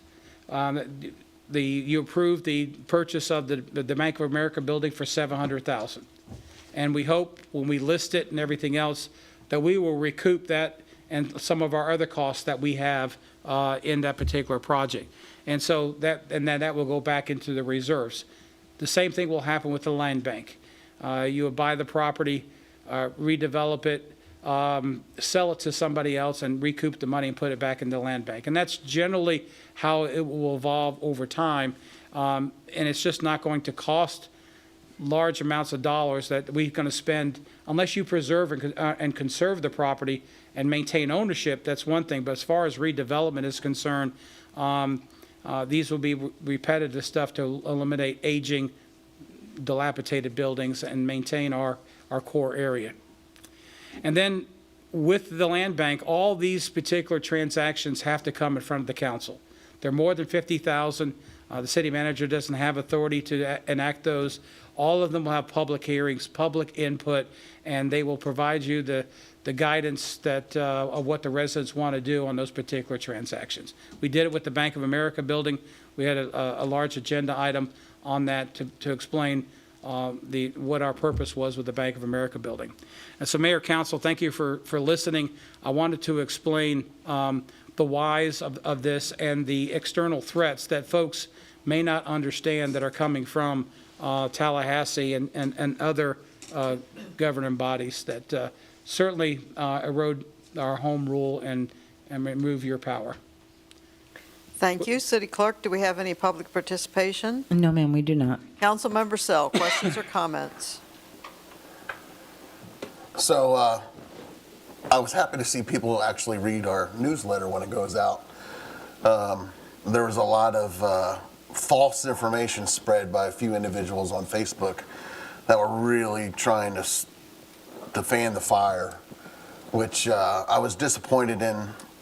A previous mayor of another city close by just literally throwing stuff out to see if it sticks. I was really disappointed in that individual because I really like him as a person.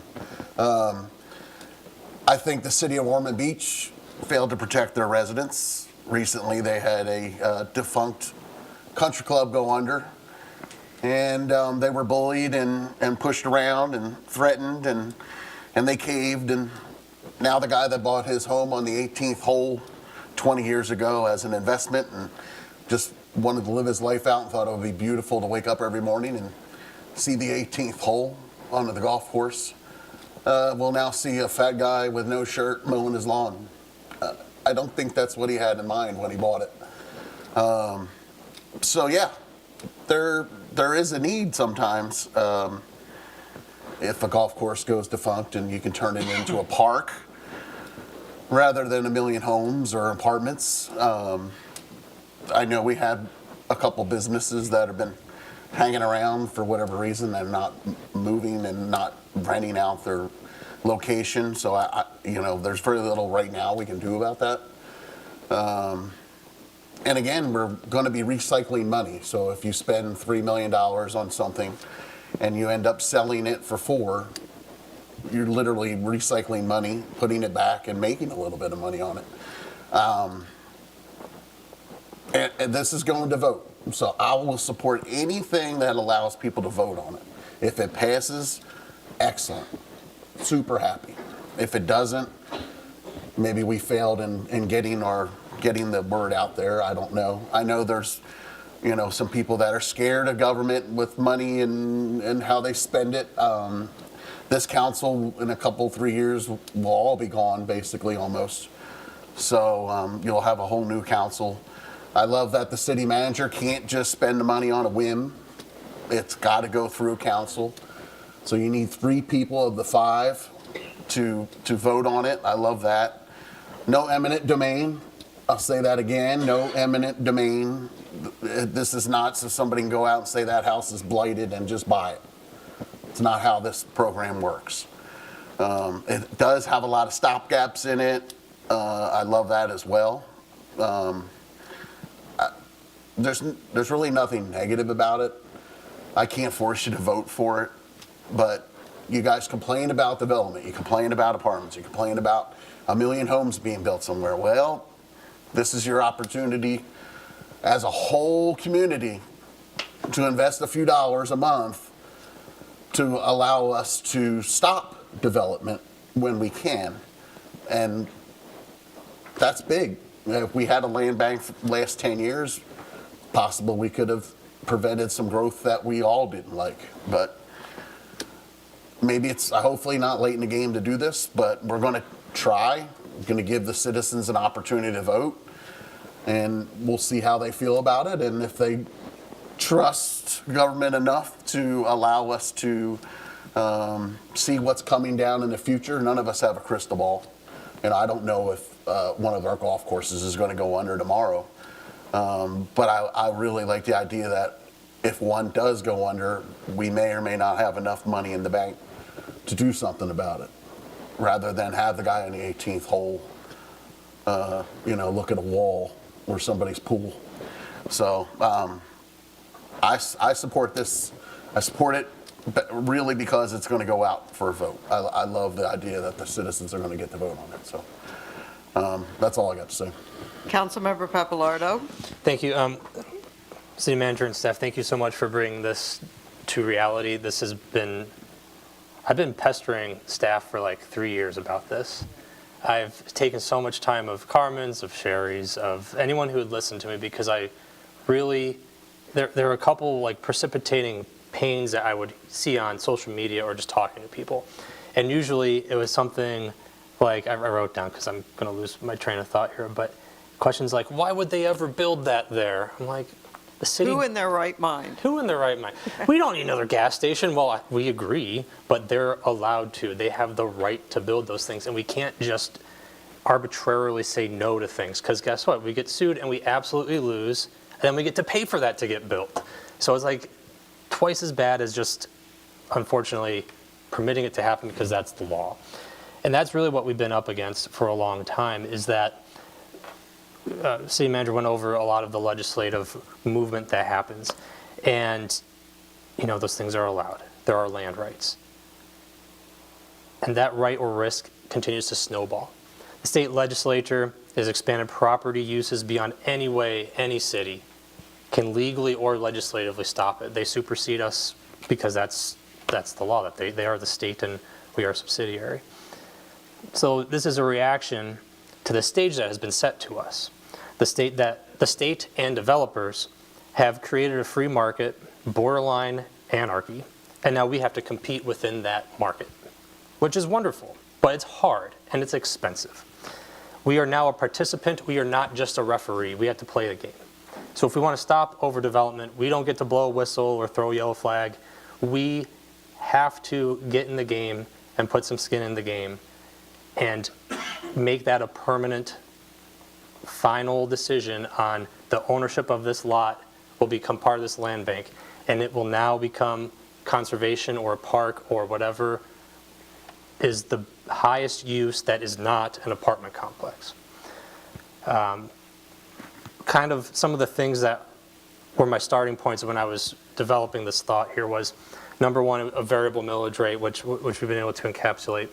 Number two, which is a concept I want to strike from this, because this is our first reading, I don't want to be able to leverage the revenues. The idea is that it's cash basis.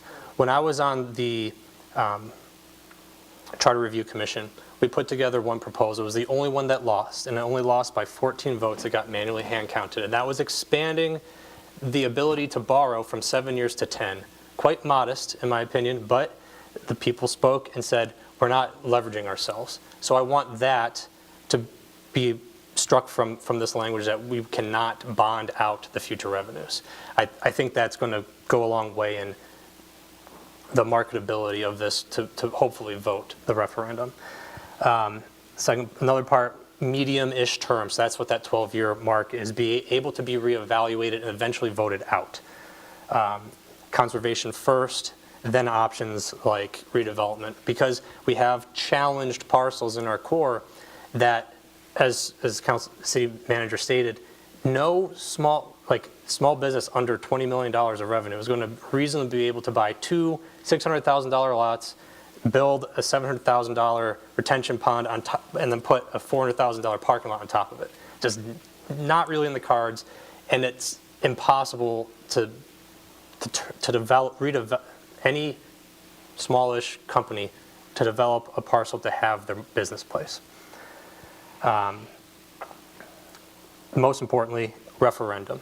We have done so much since I've been on council and the handful of years beforehand, trying to undo stuff done in 2010 by that council. And I am throwing them under the bus. 32 an acre is insane. What we have been able to do is we have been able to take off over 1,400 living units off the market.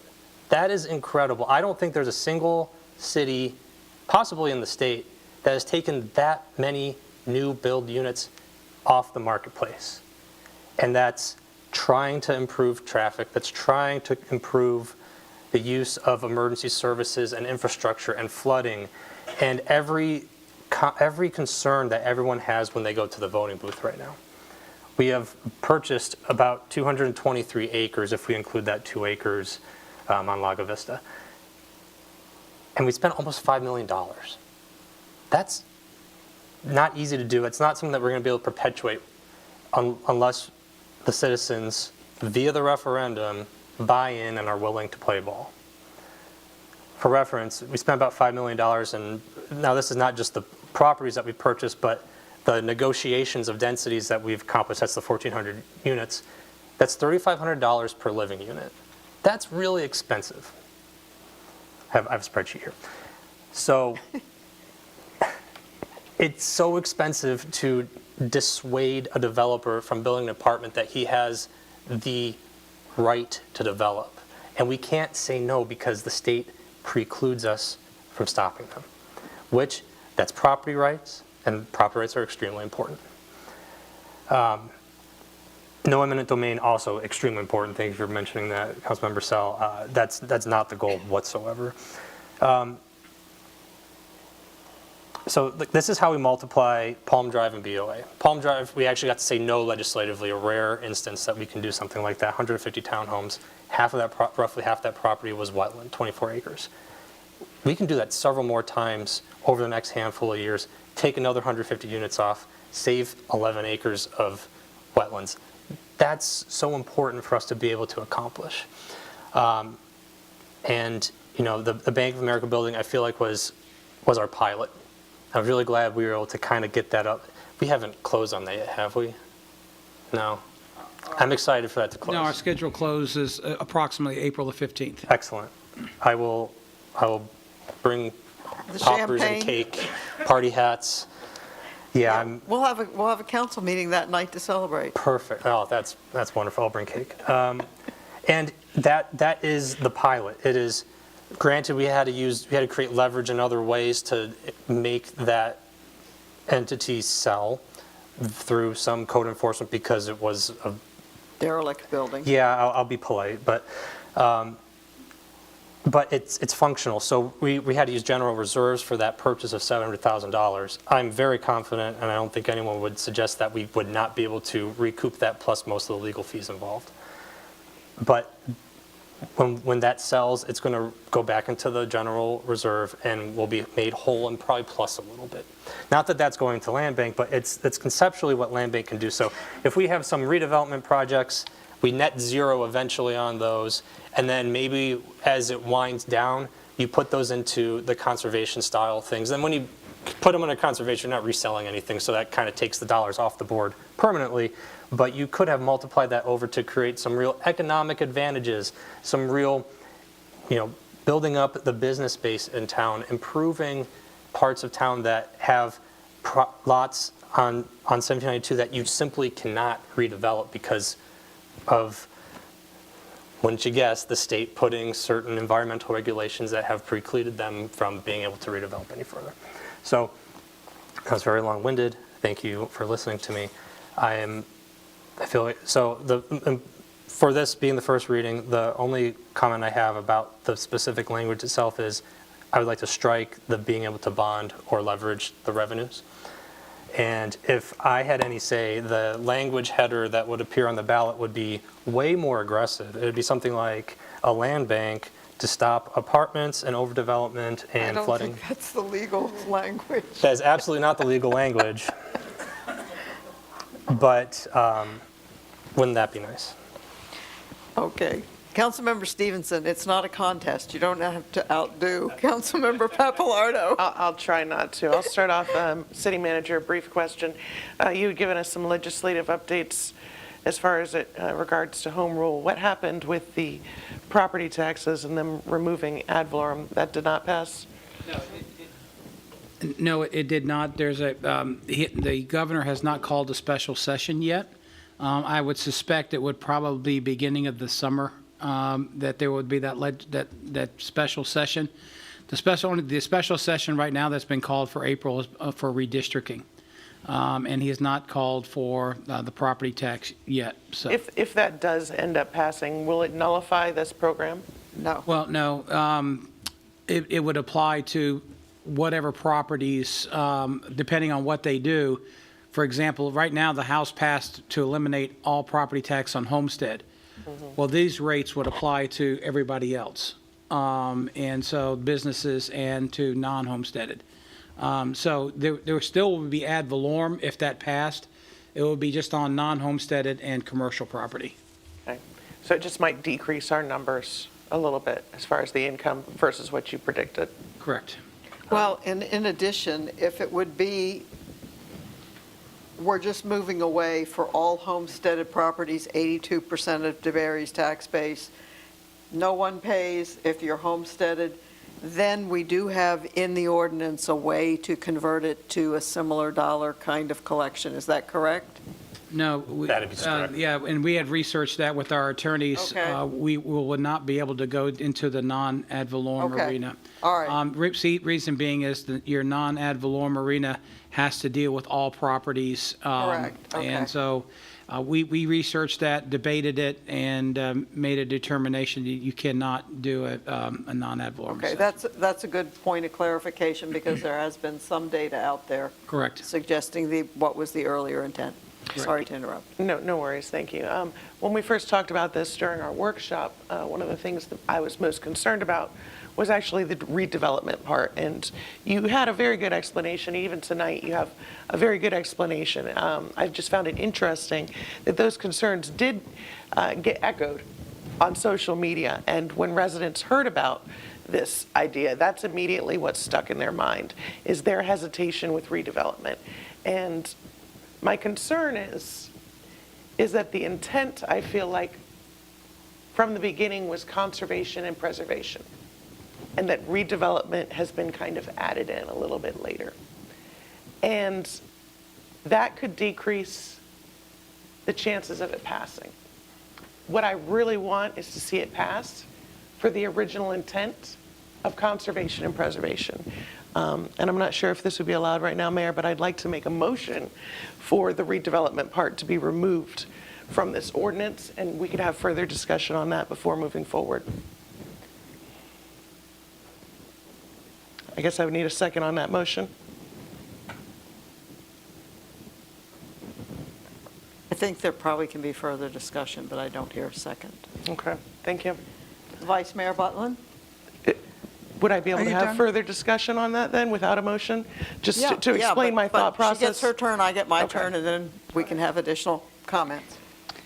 Thank you, Mayor. I actually like this a lot, the way it is. And I think it preserves us and protects us as a body to do these things with these blight properties that are, I mean, I just can't, with the economy the way it is, I just see more of this happening with like a Bank of America building and the New Hope buildings that are just getting abandoned.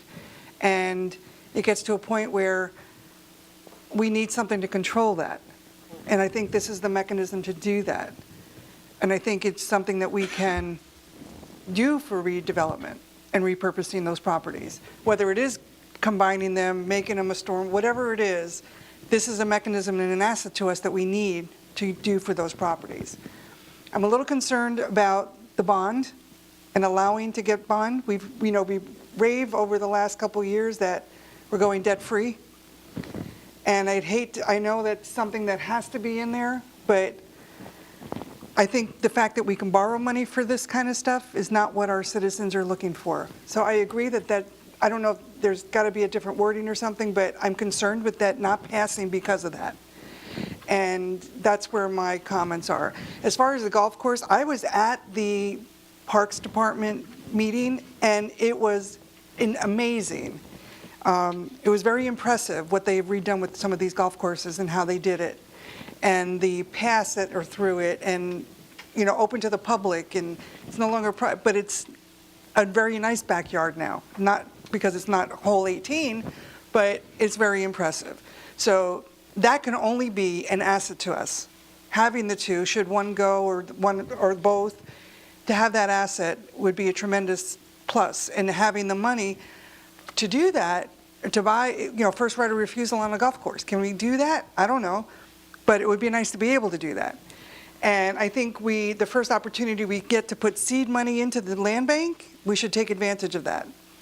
And say, okay, we're getting 2 acres of land sold, we're going to get $5 million, let's put it in and start a seed money for that. I'm not saying every asset that comes through, we've got to replenish back our reserves, but I think I'd like the seed money so that we have something, should something happen, we are able to do it without borrowing or going into reserves and whatever.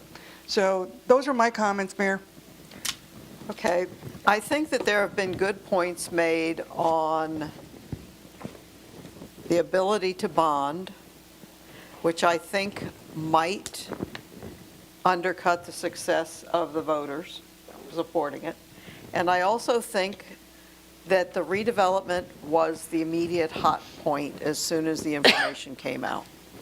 And this city has a history of being very concerned about that kind of activity being redevelopment pushed by the city.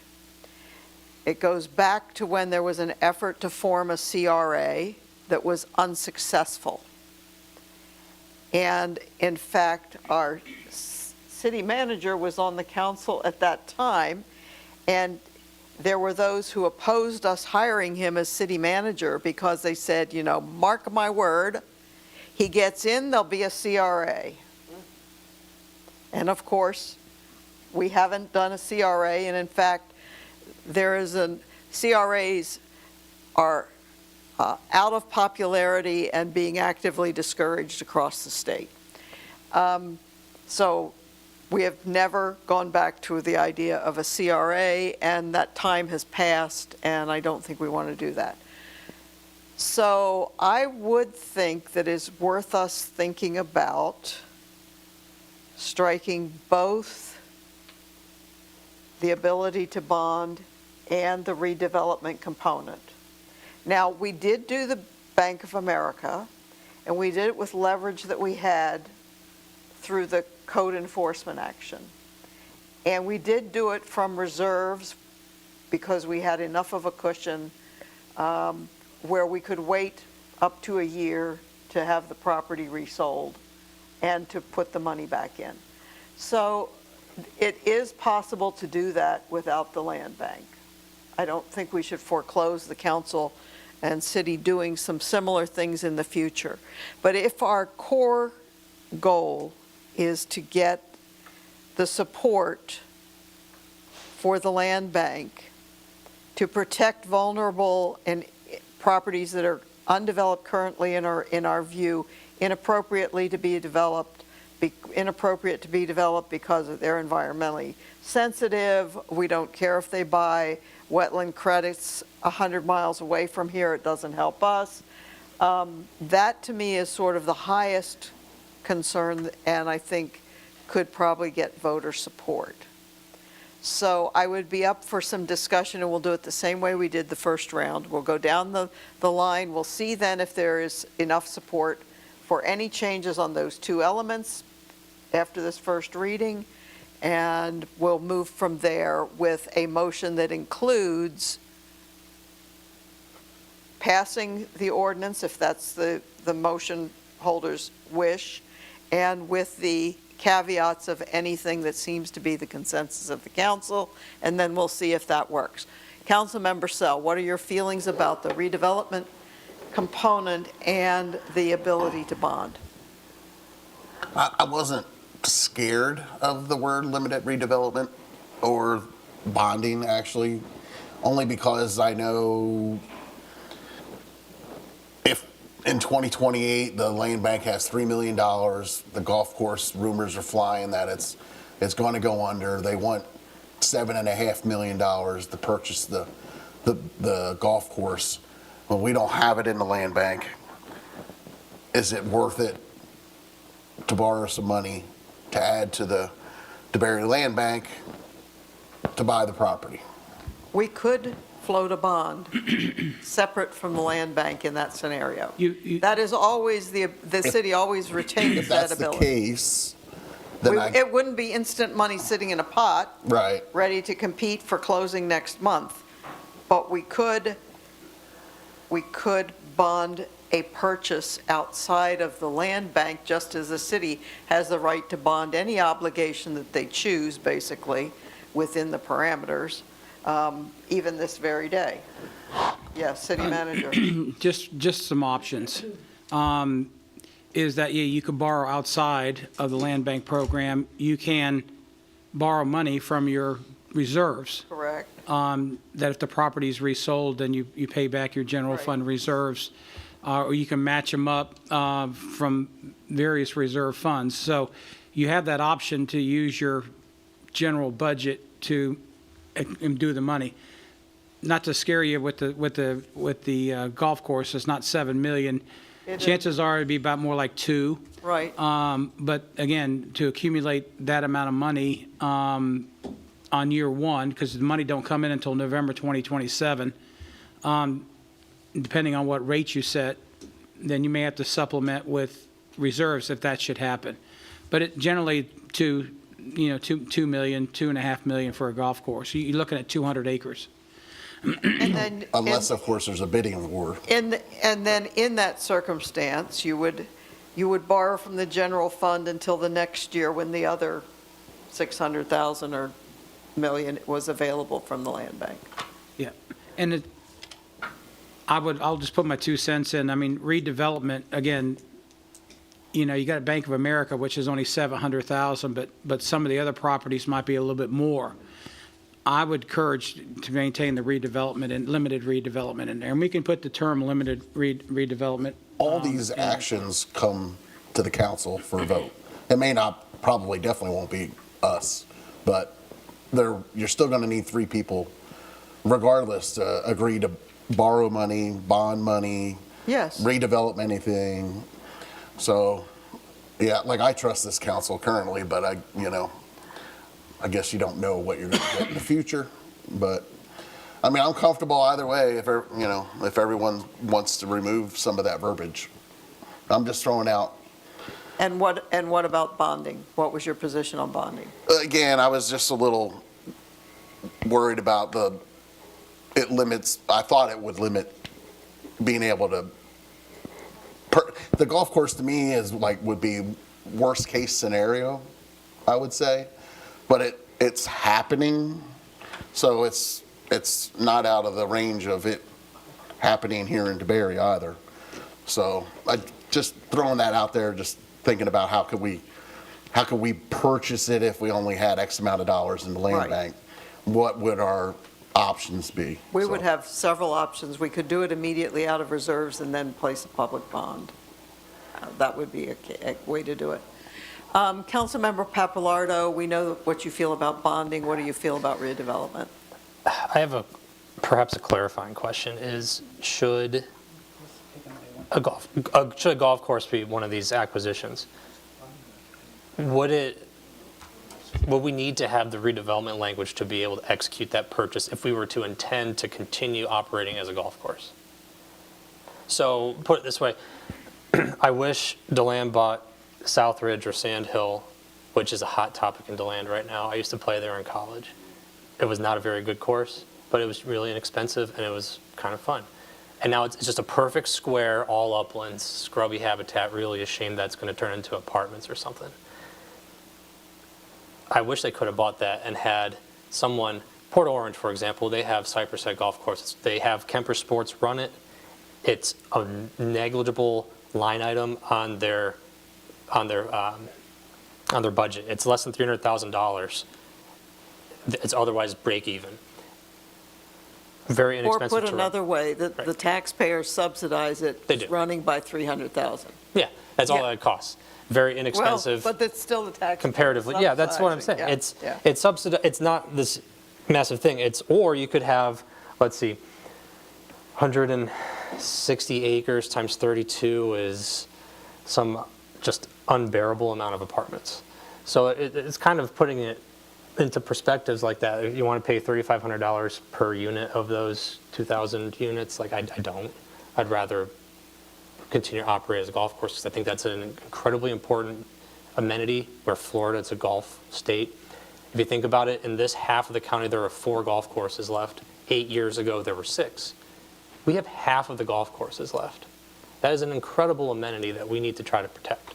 So should the redevelopment language be required to be able to continue to operate as a golf course, which I suspect it may be, I would be very opposed to striking that language. I would be open to considering striking that language if that's not necessary. I am I feel more strong about getting this over the finish line because there are so many other strong qualities that we could accomplish anyway. But that's a massive risk, and that's only one golf course. Double it, 360 plus acres going out into the market. That's a lot of units. Okay, Councilmember Stevenson, any additional words? How long would it take for us to get a confirmation whether or not redevelopment would be required for us to rescue a golf course? Good question. I would think you're repurposing that to a municipal golf course. The other option would be for taxpayer subsidies on the maintenance and upkeep of the golf course.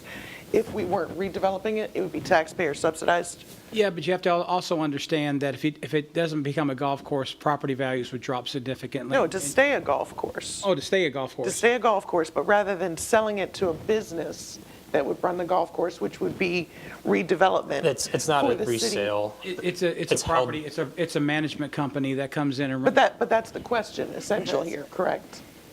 The question is, for the two of you, the redevelopment language in this ordinance, is it required if the city would use this money to buy a golf course and then opt to continue running it as a golf course, either with a contract operator or whatever?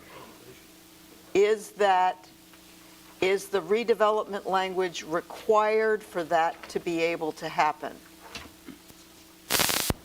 I think you're limited because, if you strike it, because. Use your microphone. Oops, thank you.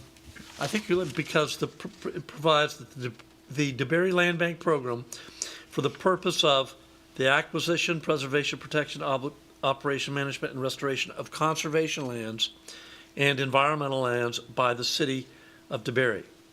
That is, I mean, if the golf course is an environmental land or conservation land, and you struck the other language with respect to redevelopment or development of vacant, I think then you've got somebody that will challenge you and say, hey, that's not a conservation. Golf is not a conservation use.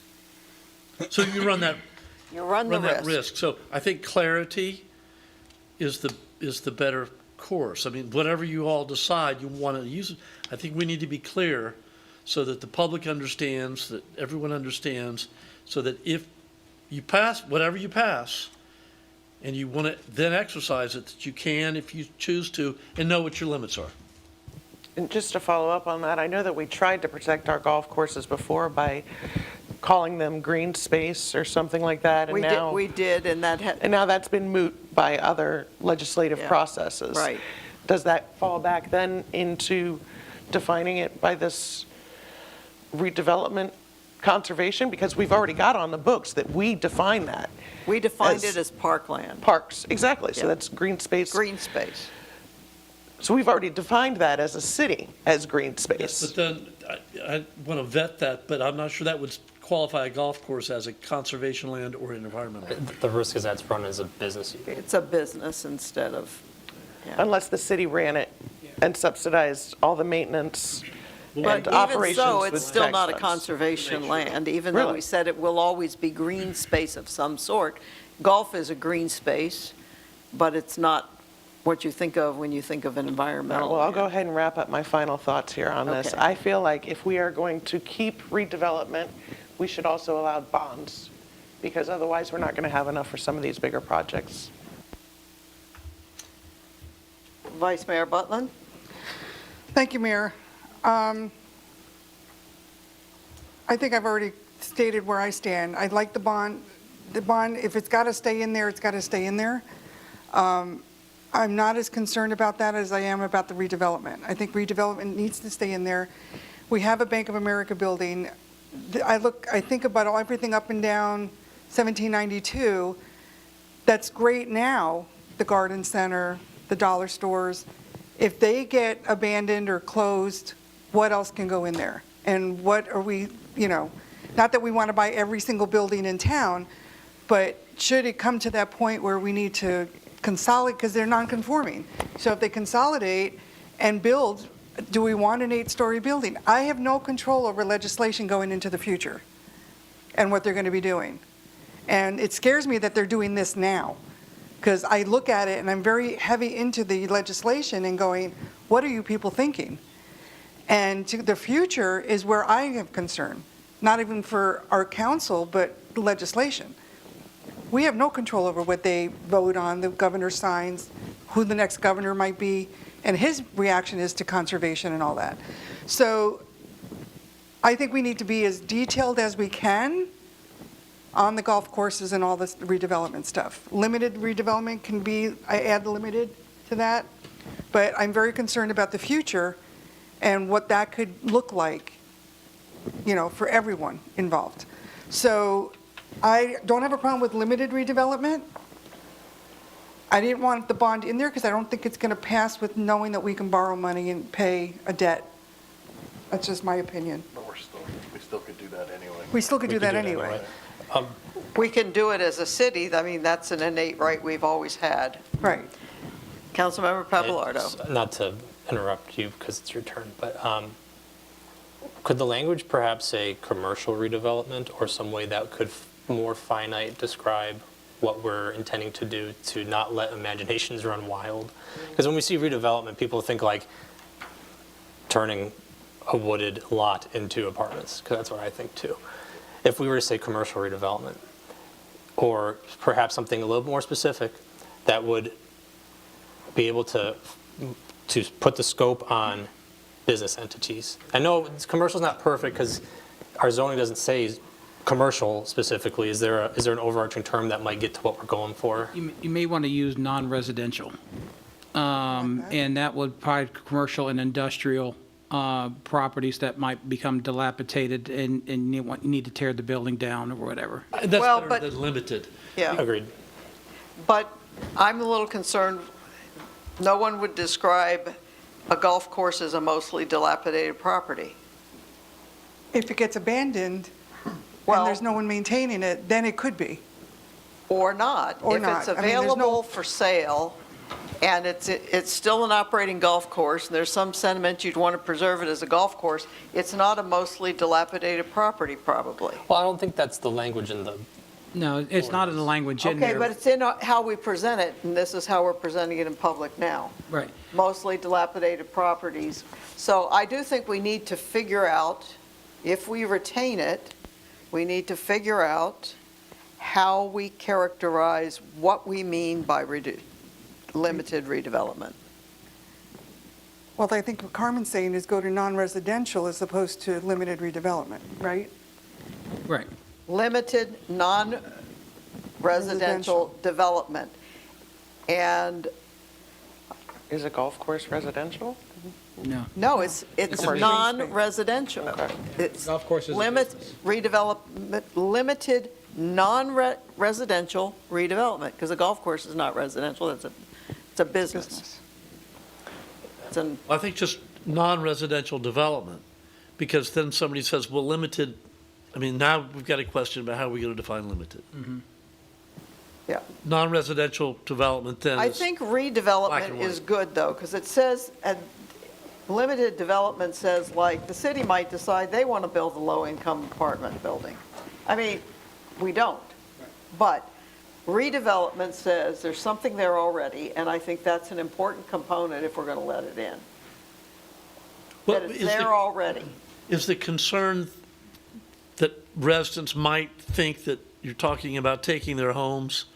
So I think we can deal with that pretty effectively. You know, we can actually add a clause that does that, but everything else would be on the table then. If you've got a dilapidated business property, a vacant, I mean, a golf course I see as an enterprise, whether it's it's a non-residential enterprise, it's an amenity to certain things. So, and we can play with that language a little bit and bring that back In for second the reading. second reading, Okay. without, I think, having to change the title unless you take out, if you take out the ability to bond from this and/or the other entirely, it's going to probably constitute a substantial change to the title. We'd have to have a first reading. But it sounds Have like, time. what I'm hearing is that with dealing with the definitions here, we probably, I think may have a fourth. I'm not sure what the vote is, but we're getting close to being able to do that. But you're saying keep the bonding in it? Yes, ma'am. Well, you can take it out if you want, but we may have to have a first reading. Could I have? And we have plenty of time because we really don't need the language till July. We're saying May. Carmen, I because think you do, Tab, if you want to take it out. we do, because we purposely put a couple months in, so this isn't something we do every day, and we need time to regroup. Councilmember Sell. Carmen, do you know how much the property, the 22 acres down by Springview, what the school paid for that? $7.2 million. I have a feeling the school's not going to go there. There's no school anymore. No, Well, with enrollment declining. Right. Enrollment is significantly I was down. told by a school board member that what was going there is not going to be nearly as bad as what could go there. And we are going to end up looking like, well, we refused the school, but look, it's 350 apartments going in there.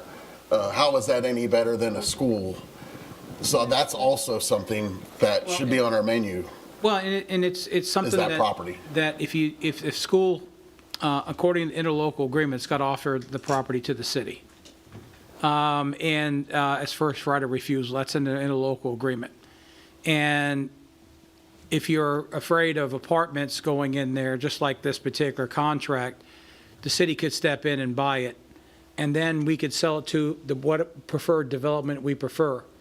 Rather than an apartment building at the 22 acres, does the original thought of industrial park still match? Does a small subdivision match? I mean, what's the best go there? And then that's where the control comes in. You can say, no, I don't want apartments there. Let's step in and buy this, and then we'll sell it to really the most desirable buyer that we want to do and control the development. We'll put a deed restriction. Yeah, or deed restriction. Yeah, to me, the golf course is get in line. That property down there is Right.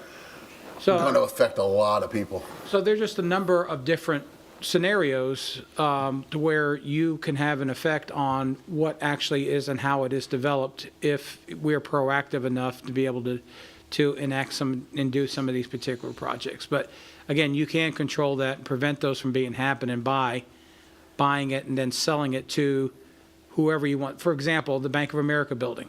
Yeah. We're going to get offers. Yeah. And the question is, what do you want to go there? And we may choose on comparable prices, may choose somebody that's more compatible for that particular location, that type of business. And so, yeah, you have those options when you sell it to sell it to the person in which you like that development at that location. Obviously, if the Springview property goes up for sale, we're not going to have that money in the land bank. Not for a while. So that's $7 million.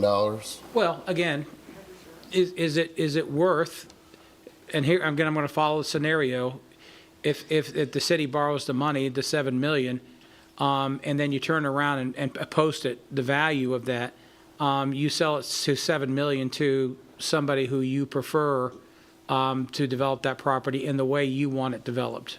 Yeah, it's just a big. And the money chunk of money comes back. Yeah, the money would come back. Yeah, you're not losing it. The money will come back. But we can bond that as a city. We don't need to bond it as the land bank. Correct. Right. So is there a consensus that we would give up the bonding part and refine limited redevelopment to non-residential?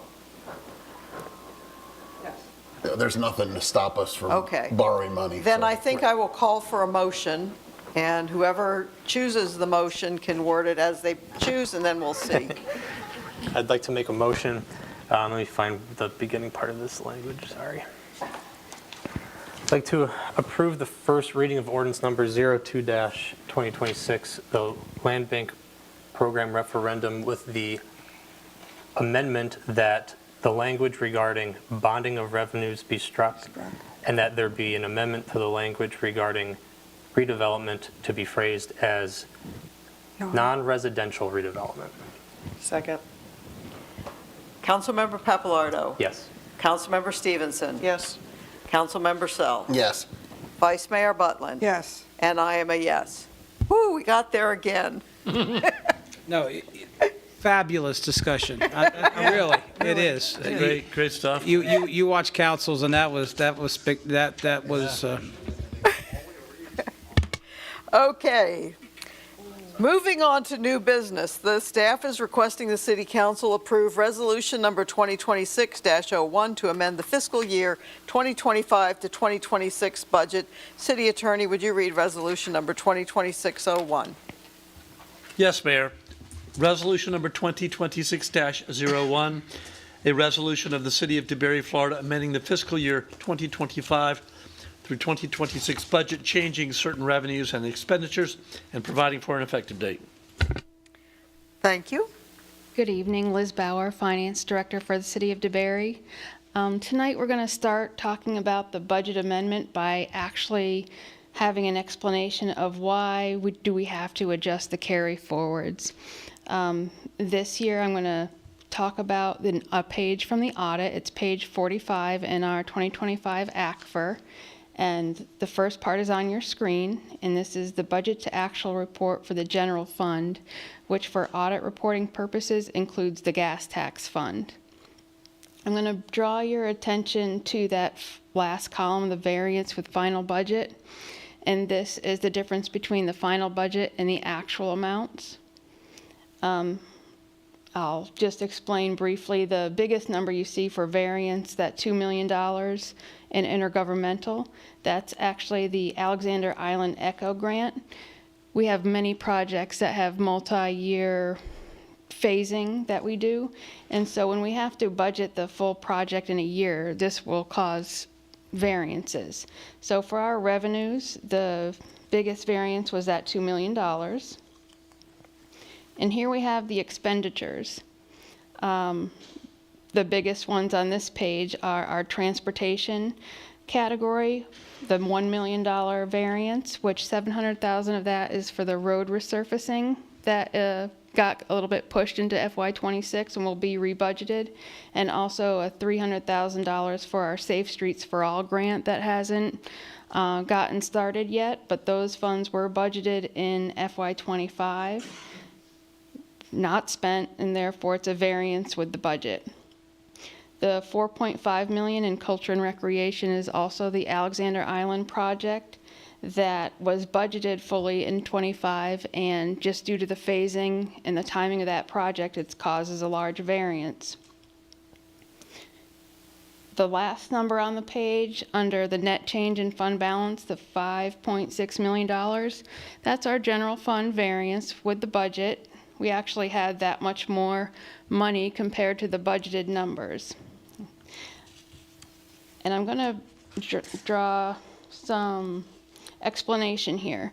So for our carry forwards, what we do, the first column here that says revenue expenditures current budget, those are the numbers we budgeted for our FY26 carry forwards, and we do that based on the budgeted reserves in FY25, because if the FY25 budget went according to the plan exactly, those would be the numbers we would have. But of course, it doesn't go exactly according to plan because of multi-year projects or other things that don't quite happen exactly based on the budget.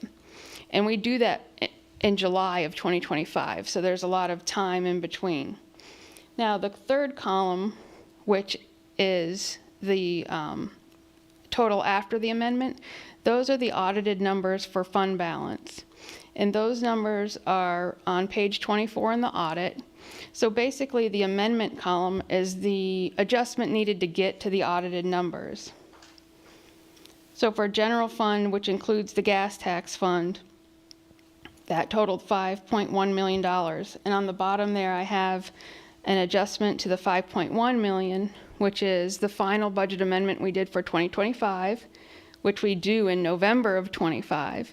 And that had to take into account $531,000 for the Hurricane Ian settlement, which that totals the $5.6 million, which is exactly the number from the audited page. So I wanted to kind of tie in where that number comes from, so it doesn't seem like a mystery when we have our actual budget amendment here, which is Schedule A, that I'm going to go through, the first set of numbers is those carry forwards, and this is just for general fund, because in our budget amendment, we keep track of general fund and the gas tax fund separately. So we're going to carry forward also $290,000 for road resurfacing in general fund. And then a little further down, we have the $329,000 expenditure for the Safe Streets for All grant, and also carrying forward the grant revenue for that project.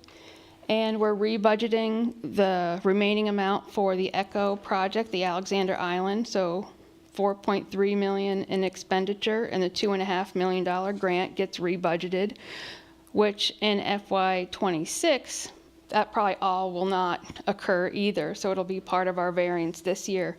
But ECHO grant does require that the city budget the whole program to make sure the city is committed to the whole program. So we kind of really don't have a choice but to budget the whole project. Some other adjustments in general fund. We see the $79,500, which was the Rob Sullivan Park Pavilion CDBG grant. So we have the expenditure and the grant. We are doing a $25,000 additional for our drone show at the 4th of July celebration, and Volusia County is kicking in that $25,000, so we're budgeting the expense and the revenue. We're doing carry forward for a truck, like a F-150 type truck for the new deputy fire chief, which is a carry forward because these trucks are taking like 18 months to actually get in. And $113,000, which was left over in last year's budget to fully finish up Fire Station 39 equipment and furnishings. So then we get to our reserves in general fund. After we re-budget all these dollars, we have $543,000. The city manager asked to be put in assigned reserves for the gateway entrance for plans of redoing that gateway traffic area, and $1.8 million in unassigned. So that'll add to the unassigned reserves. As we go through some of the other funds, we have Fund 120, which is our stormwater fund. The biggest adjustment there you'll see is our pipe relining grant. So we're carrying forward the money left in that expenditure and revenue for that grant. A little further down, we have our Fund 126, which is the gas tax fund. So there, we're rebudgeting the $430,000 in additional road resurfacing we'll do this year, or plan to do this year, as these things sometimes do span multiple years. Fund 127 at the bottom is our mobility fund. The big number there, the $1.7 million, is our restricted reserves for the money we collected last year for the Volusia County impact fee that now we're setting aside for the Dirksen project. Let's see, we have our City Hall build out in the Fund 129, which is the Public Building Impact Fee Fund. And then you see the 300 series funds, those are capital project funds. In our budgeting process last year, we had thought we would be completely out of money in ARPA. We have $194,000 left, and it's planned for these three projects. It's encumbered for these projects. So that's really not available. As Carmen mentioned earlier tonight, the ARPA money is more or less been used up. We have our Florida Road Bridge project that's going on and should be completed this year. And the Fund 311 is Fire Station 39, $122,000 to complete that project this year, as some of the final billing is in fiscal year 26. And at the bottom in green, I'm just highlighting how in Fund 120, which is a stormwater fund, we're reallocating. It's not any addition to the budget, but it's reallocating some of the capital dollars there. Since we didn't get the FDEP grant, we don't have to match it. So we've put it towards some other projects that council is aware of, and also our projects to be determined will still have money left in that line item. And with that, I'll take any questions, and staff recommends approving Resolution 2026-01 to amend the fiscal year 25-26 budget. City Clerk, do we have any public participation? No, ma'am, we do not. Councilmember Sell. Thank you for keeping us all in line. And I'm sorry you're here for the longest meeting of the year, for sure. Councilmember Pappalardo. Hey, exactly the same. Sorry to keep you, but thank you for the details. Councilmember Stevenson. Thank you for the details. My only question was regarding the gateway entrance. Is that something that we're going to talk about later? It's just kind of being put in as a placeholder right now? Well, excuse me, we had, as you know, it's a fully engineered project. And it's ready to go and has been ready to go for more than a year. We tried to, I tried to negotiate getting that project paid for by a developer from across the street. We had some leverage on that. That developer, mainly due to the county requirements, did not build that out. Is this the new entrance or the current entrance? The new entrance, making Saxon That's all Boulevard I needed. Four-way. The four-way exit, yeah. Yeah. We're getting, and just for the public to know, we're getting a lot more events at Gateway. Yeah. And it just needs to get done. And unfortunately, there's not a developer there that can pick from. Thank you. Vice Mayor Butland. Thank you, Mayor. I don't see my raise in here, Yeah. and I'm really disappointed in that. But no, thank you. It's a very thorough job. I understand it. I did this for a living for 13 years, so I know how that goes, but I appreciate you getting all that done. Thank you. Right. I do appreciate the kind of detail that we always go through with this. I think it's clear, available to the public, and I hear from other people in other jurisdictions, they have trouble following the budget. I think anyone who is interested enough in the budget to try to follow it would find yours very easy to follow. So thank you very much. Mayor, I'll make a motion. Excellent. Make a motion to approve Resolution 2026-01 to amend the fiscal year 2025 to 2026 budget. Second. Vice Mayor Butland? Yes. Councilmember Stevenson? Yes. Councilmember Pappalardo? Yes. Councilmember Sell? Yes. And I am a yes. Moving on to agenda item number 6, the staff is requesting the City Council approve the engagement letter from Thomas More and Company PL for audit services for 5 fiscal years as of September 30, 2026, 27, 28, 29, and 30. Liz You again. Bauer, Finance Director for City of DeBary. Believe it or not, it was back in 2021 when we had our audit committee, and of all the proposals we received during that process, James Moore and Company was selected. They did get a 5-year engagement letter at that time, and actually all those 5 years are gone now. So by having this engagement letter, this would secure their services for the next 5 years. Thank you. City Clerk, do we have any public participation? No, ma'am, we do not. Councilmember Sell? No comments. Councilmember Pappalardo? I think Zach and his team have done an excellent job. I've seen comparable ACFRs, and I don't like them.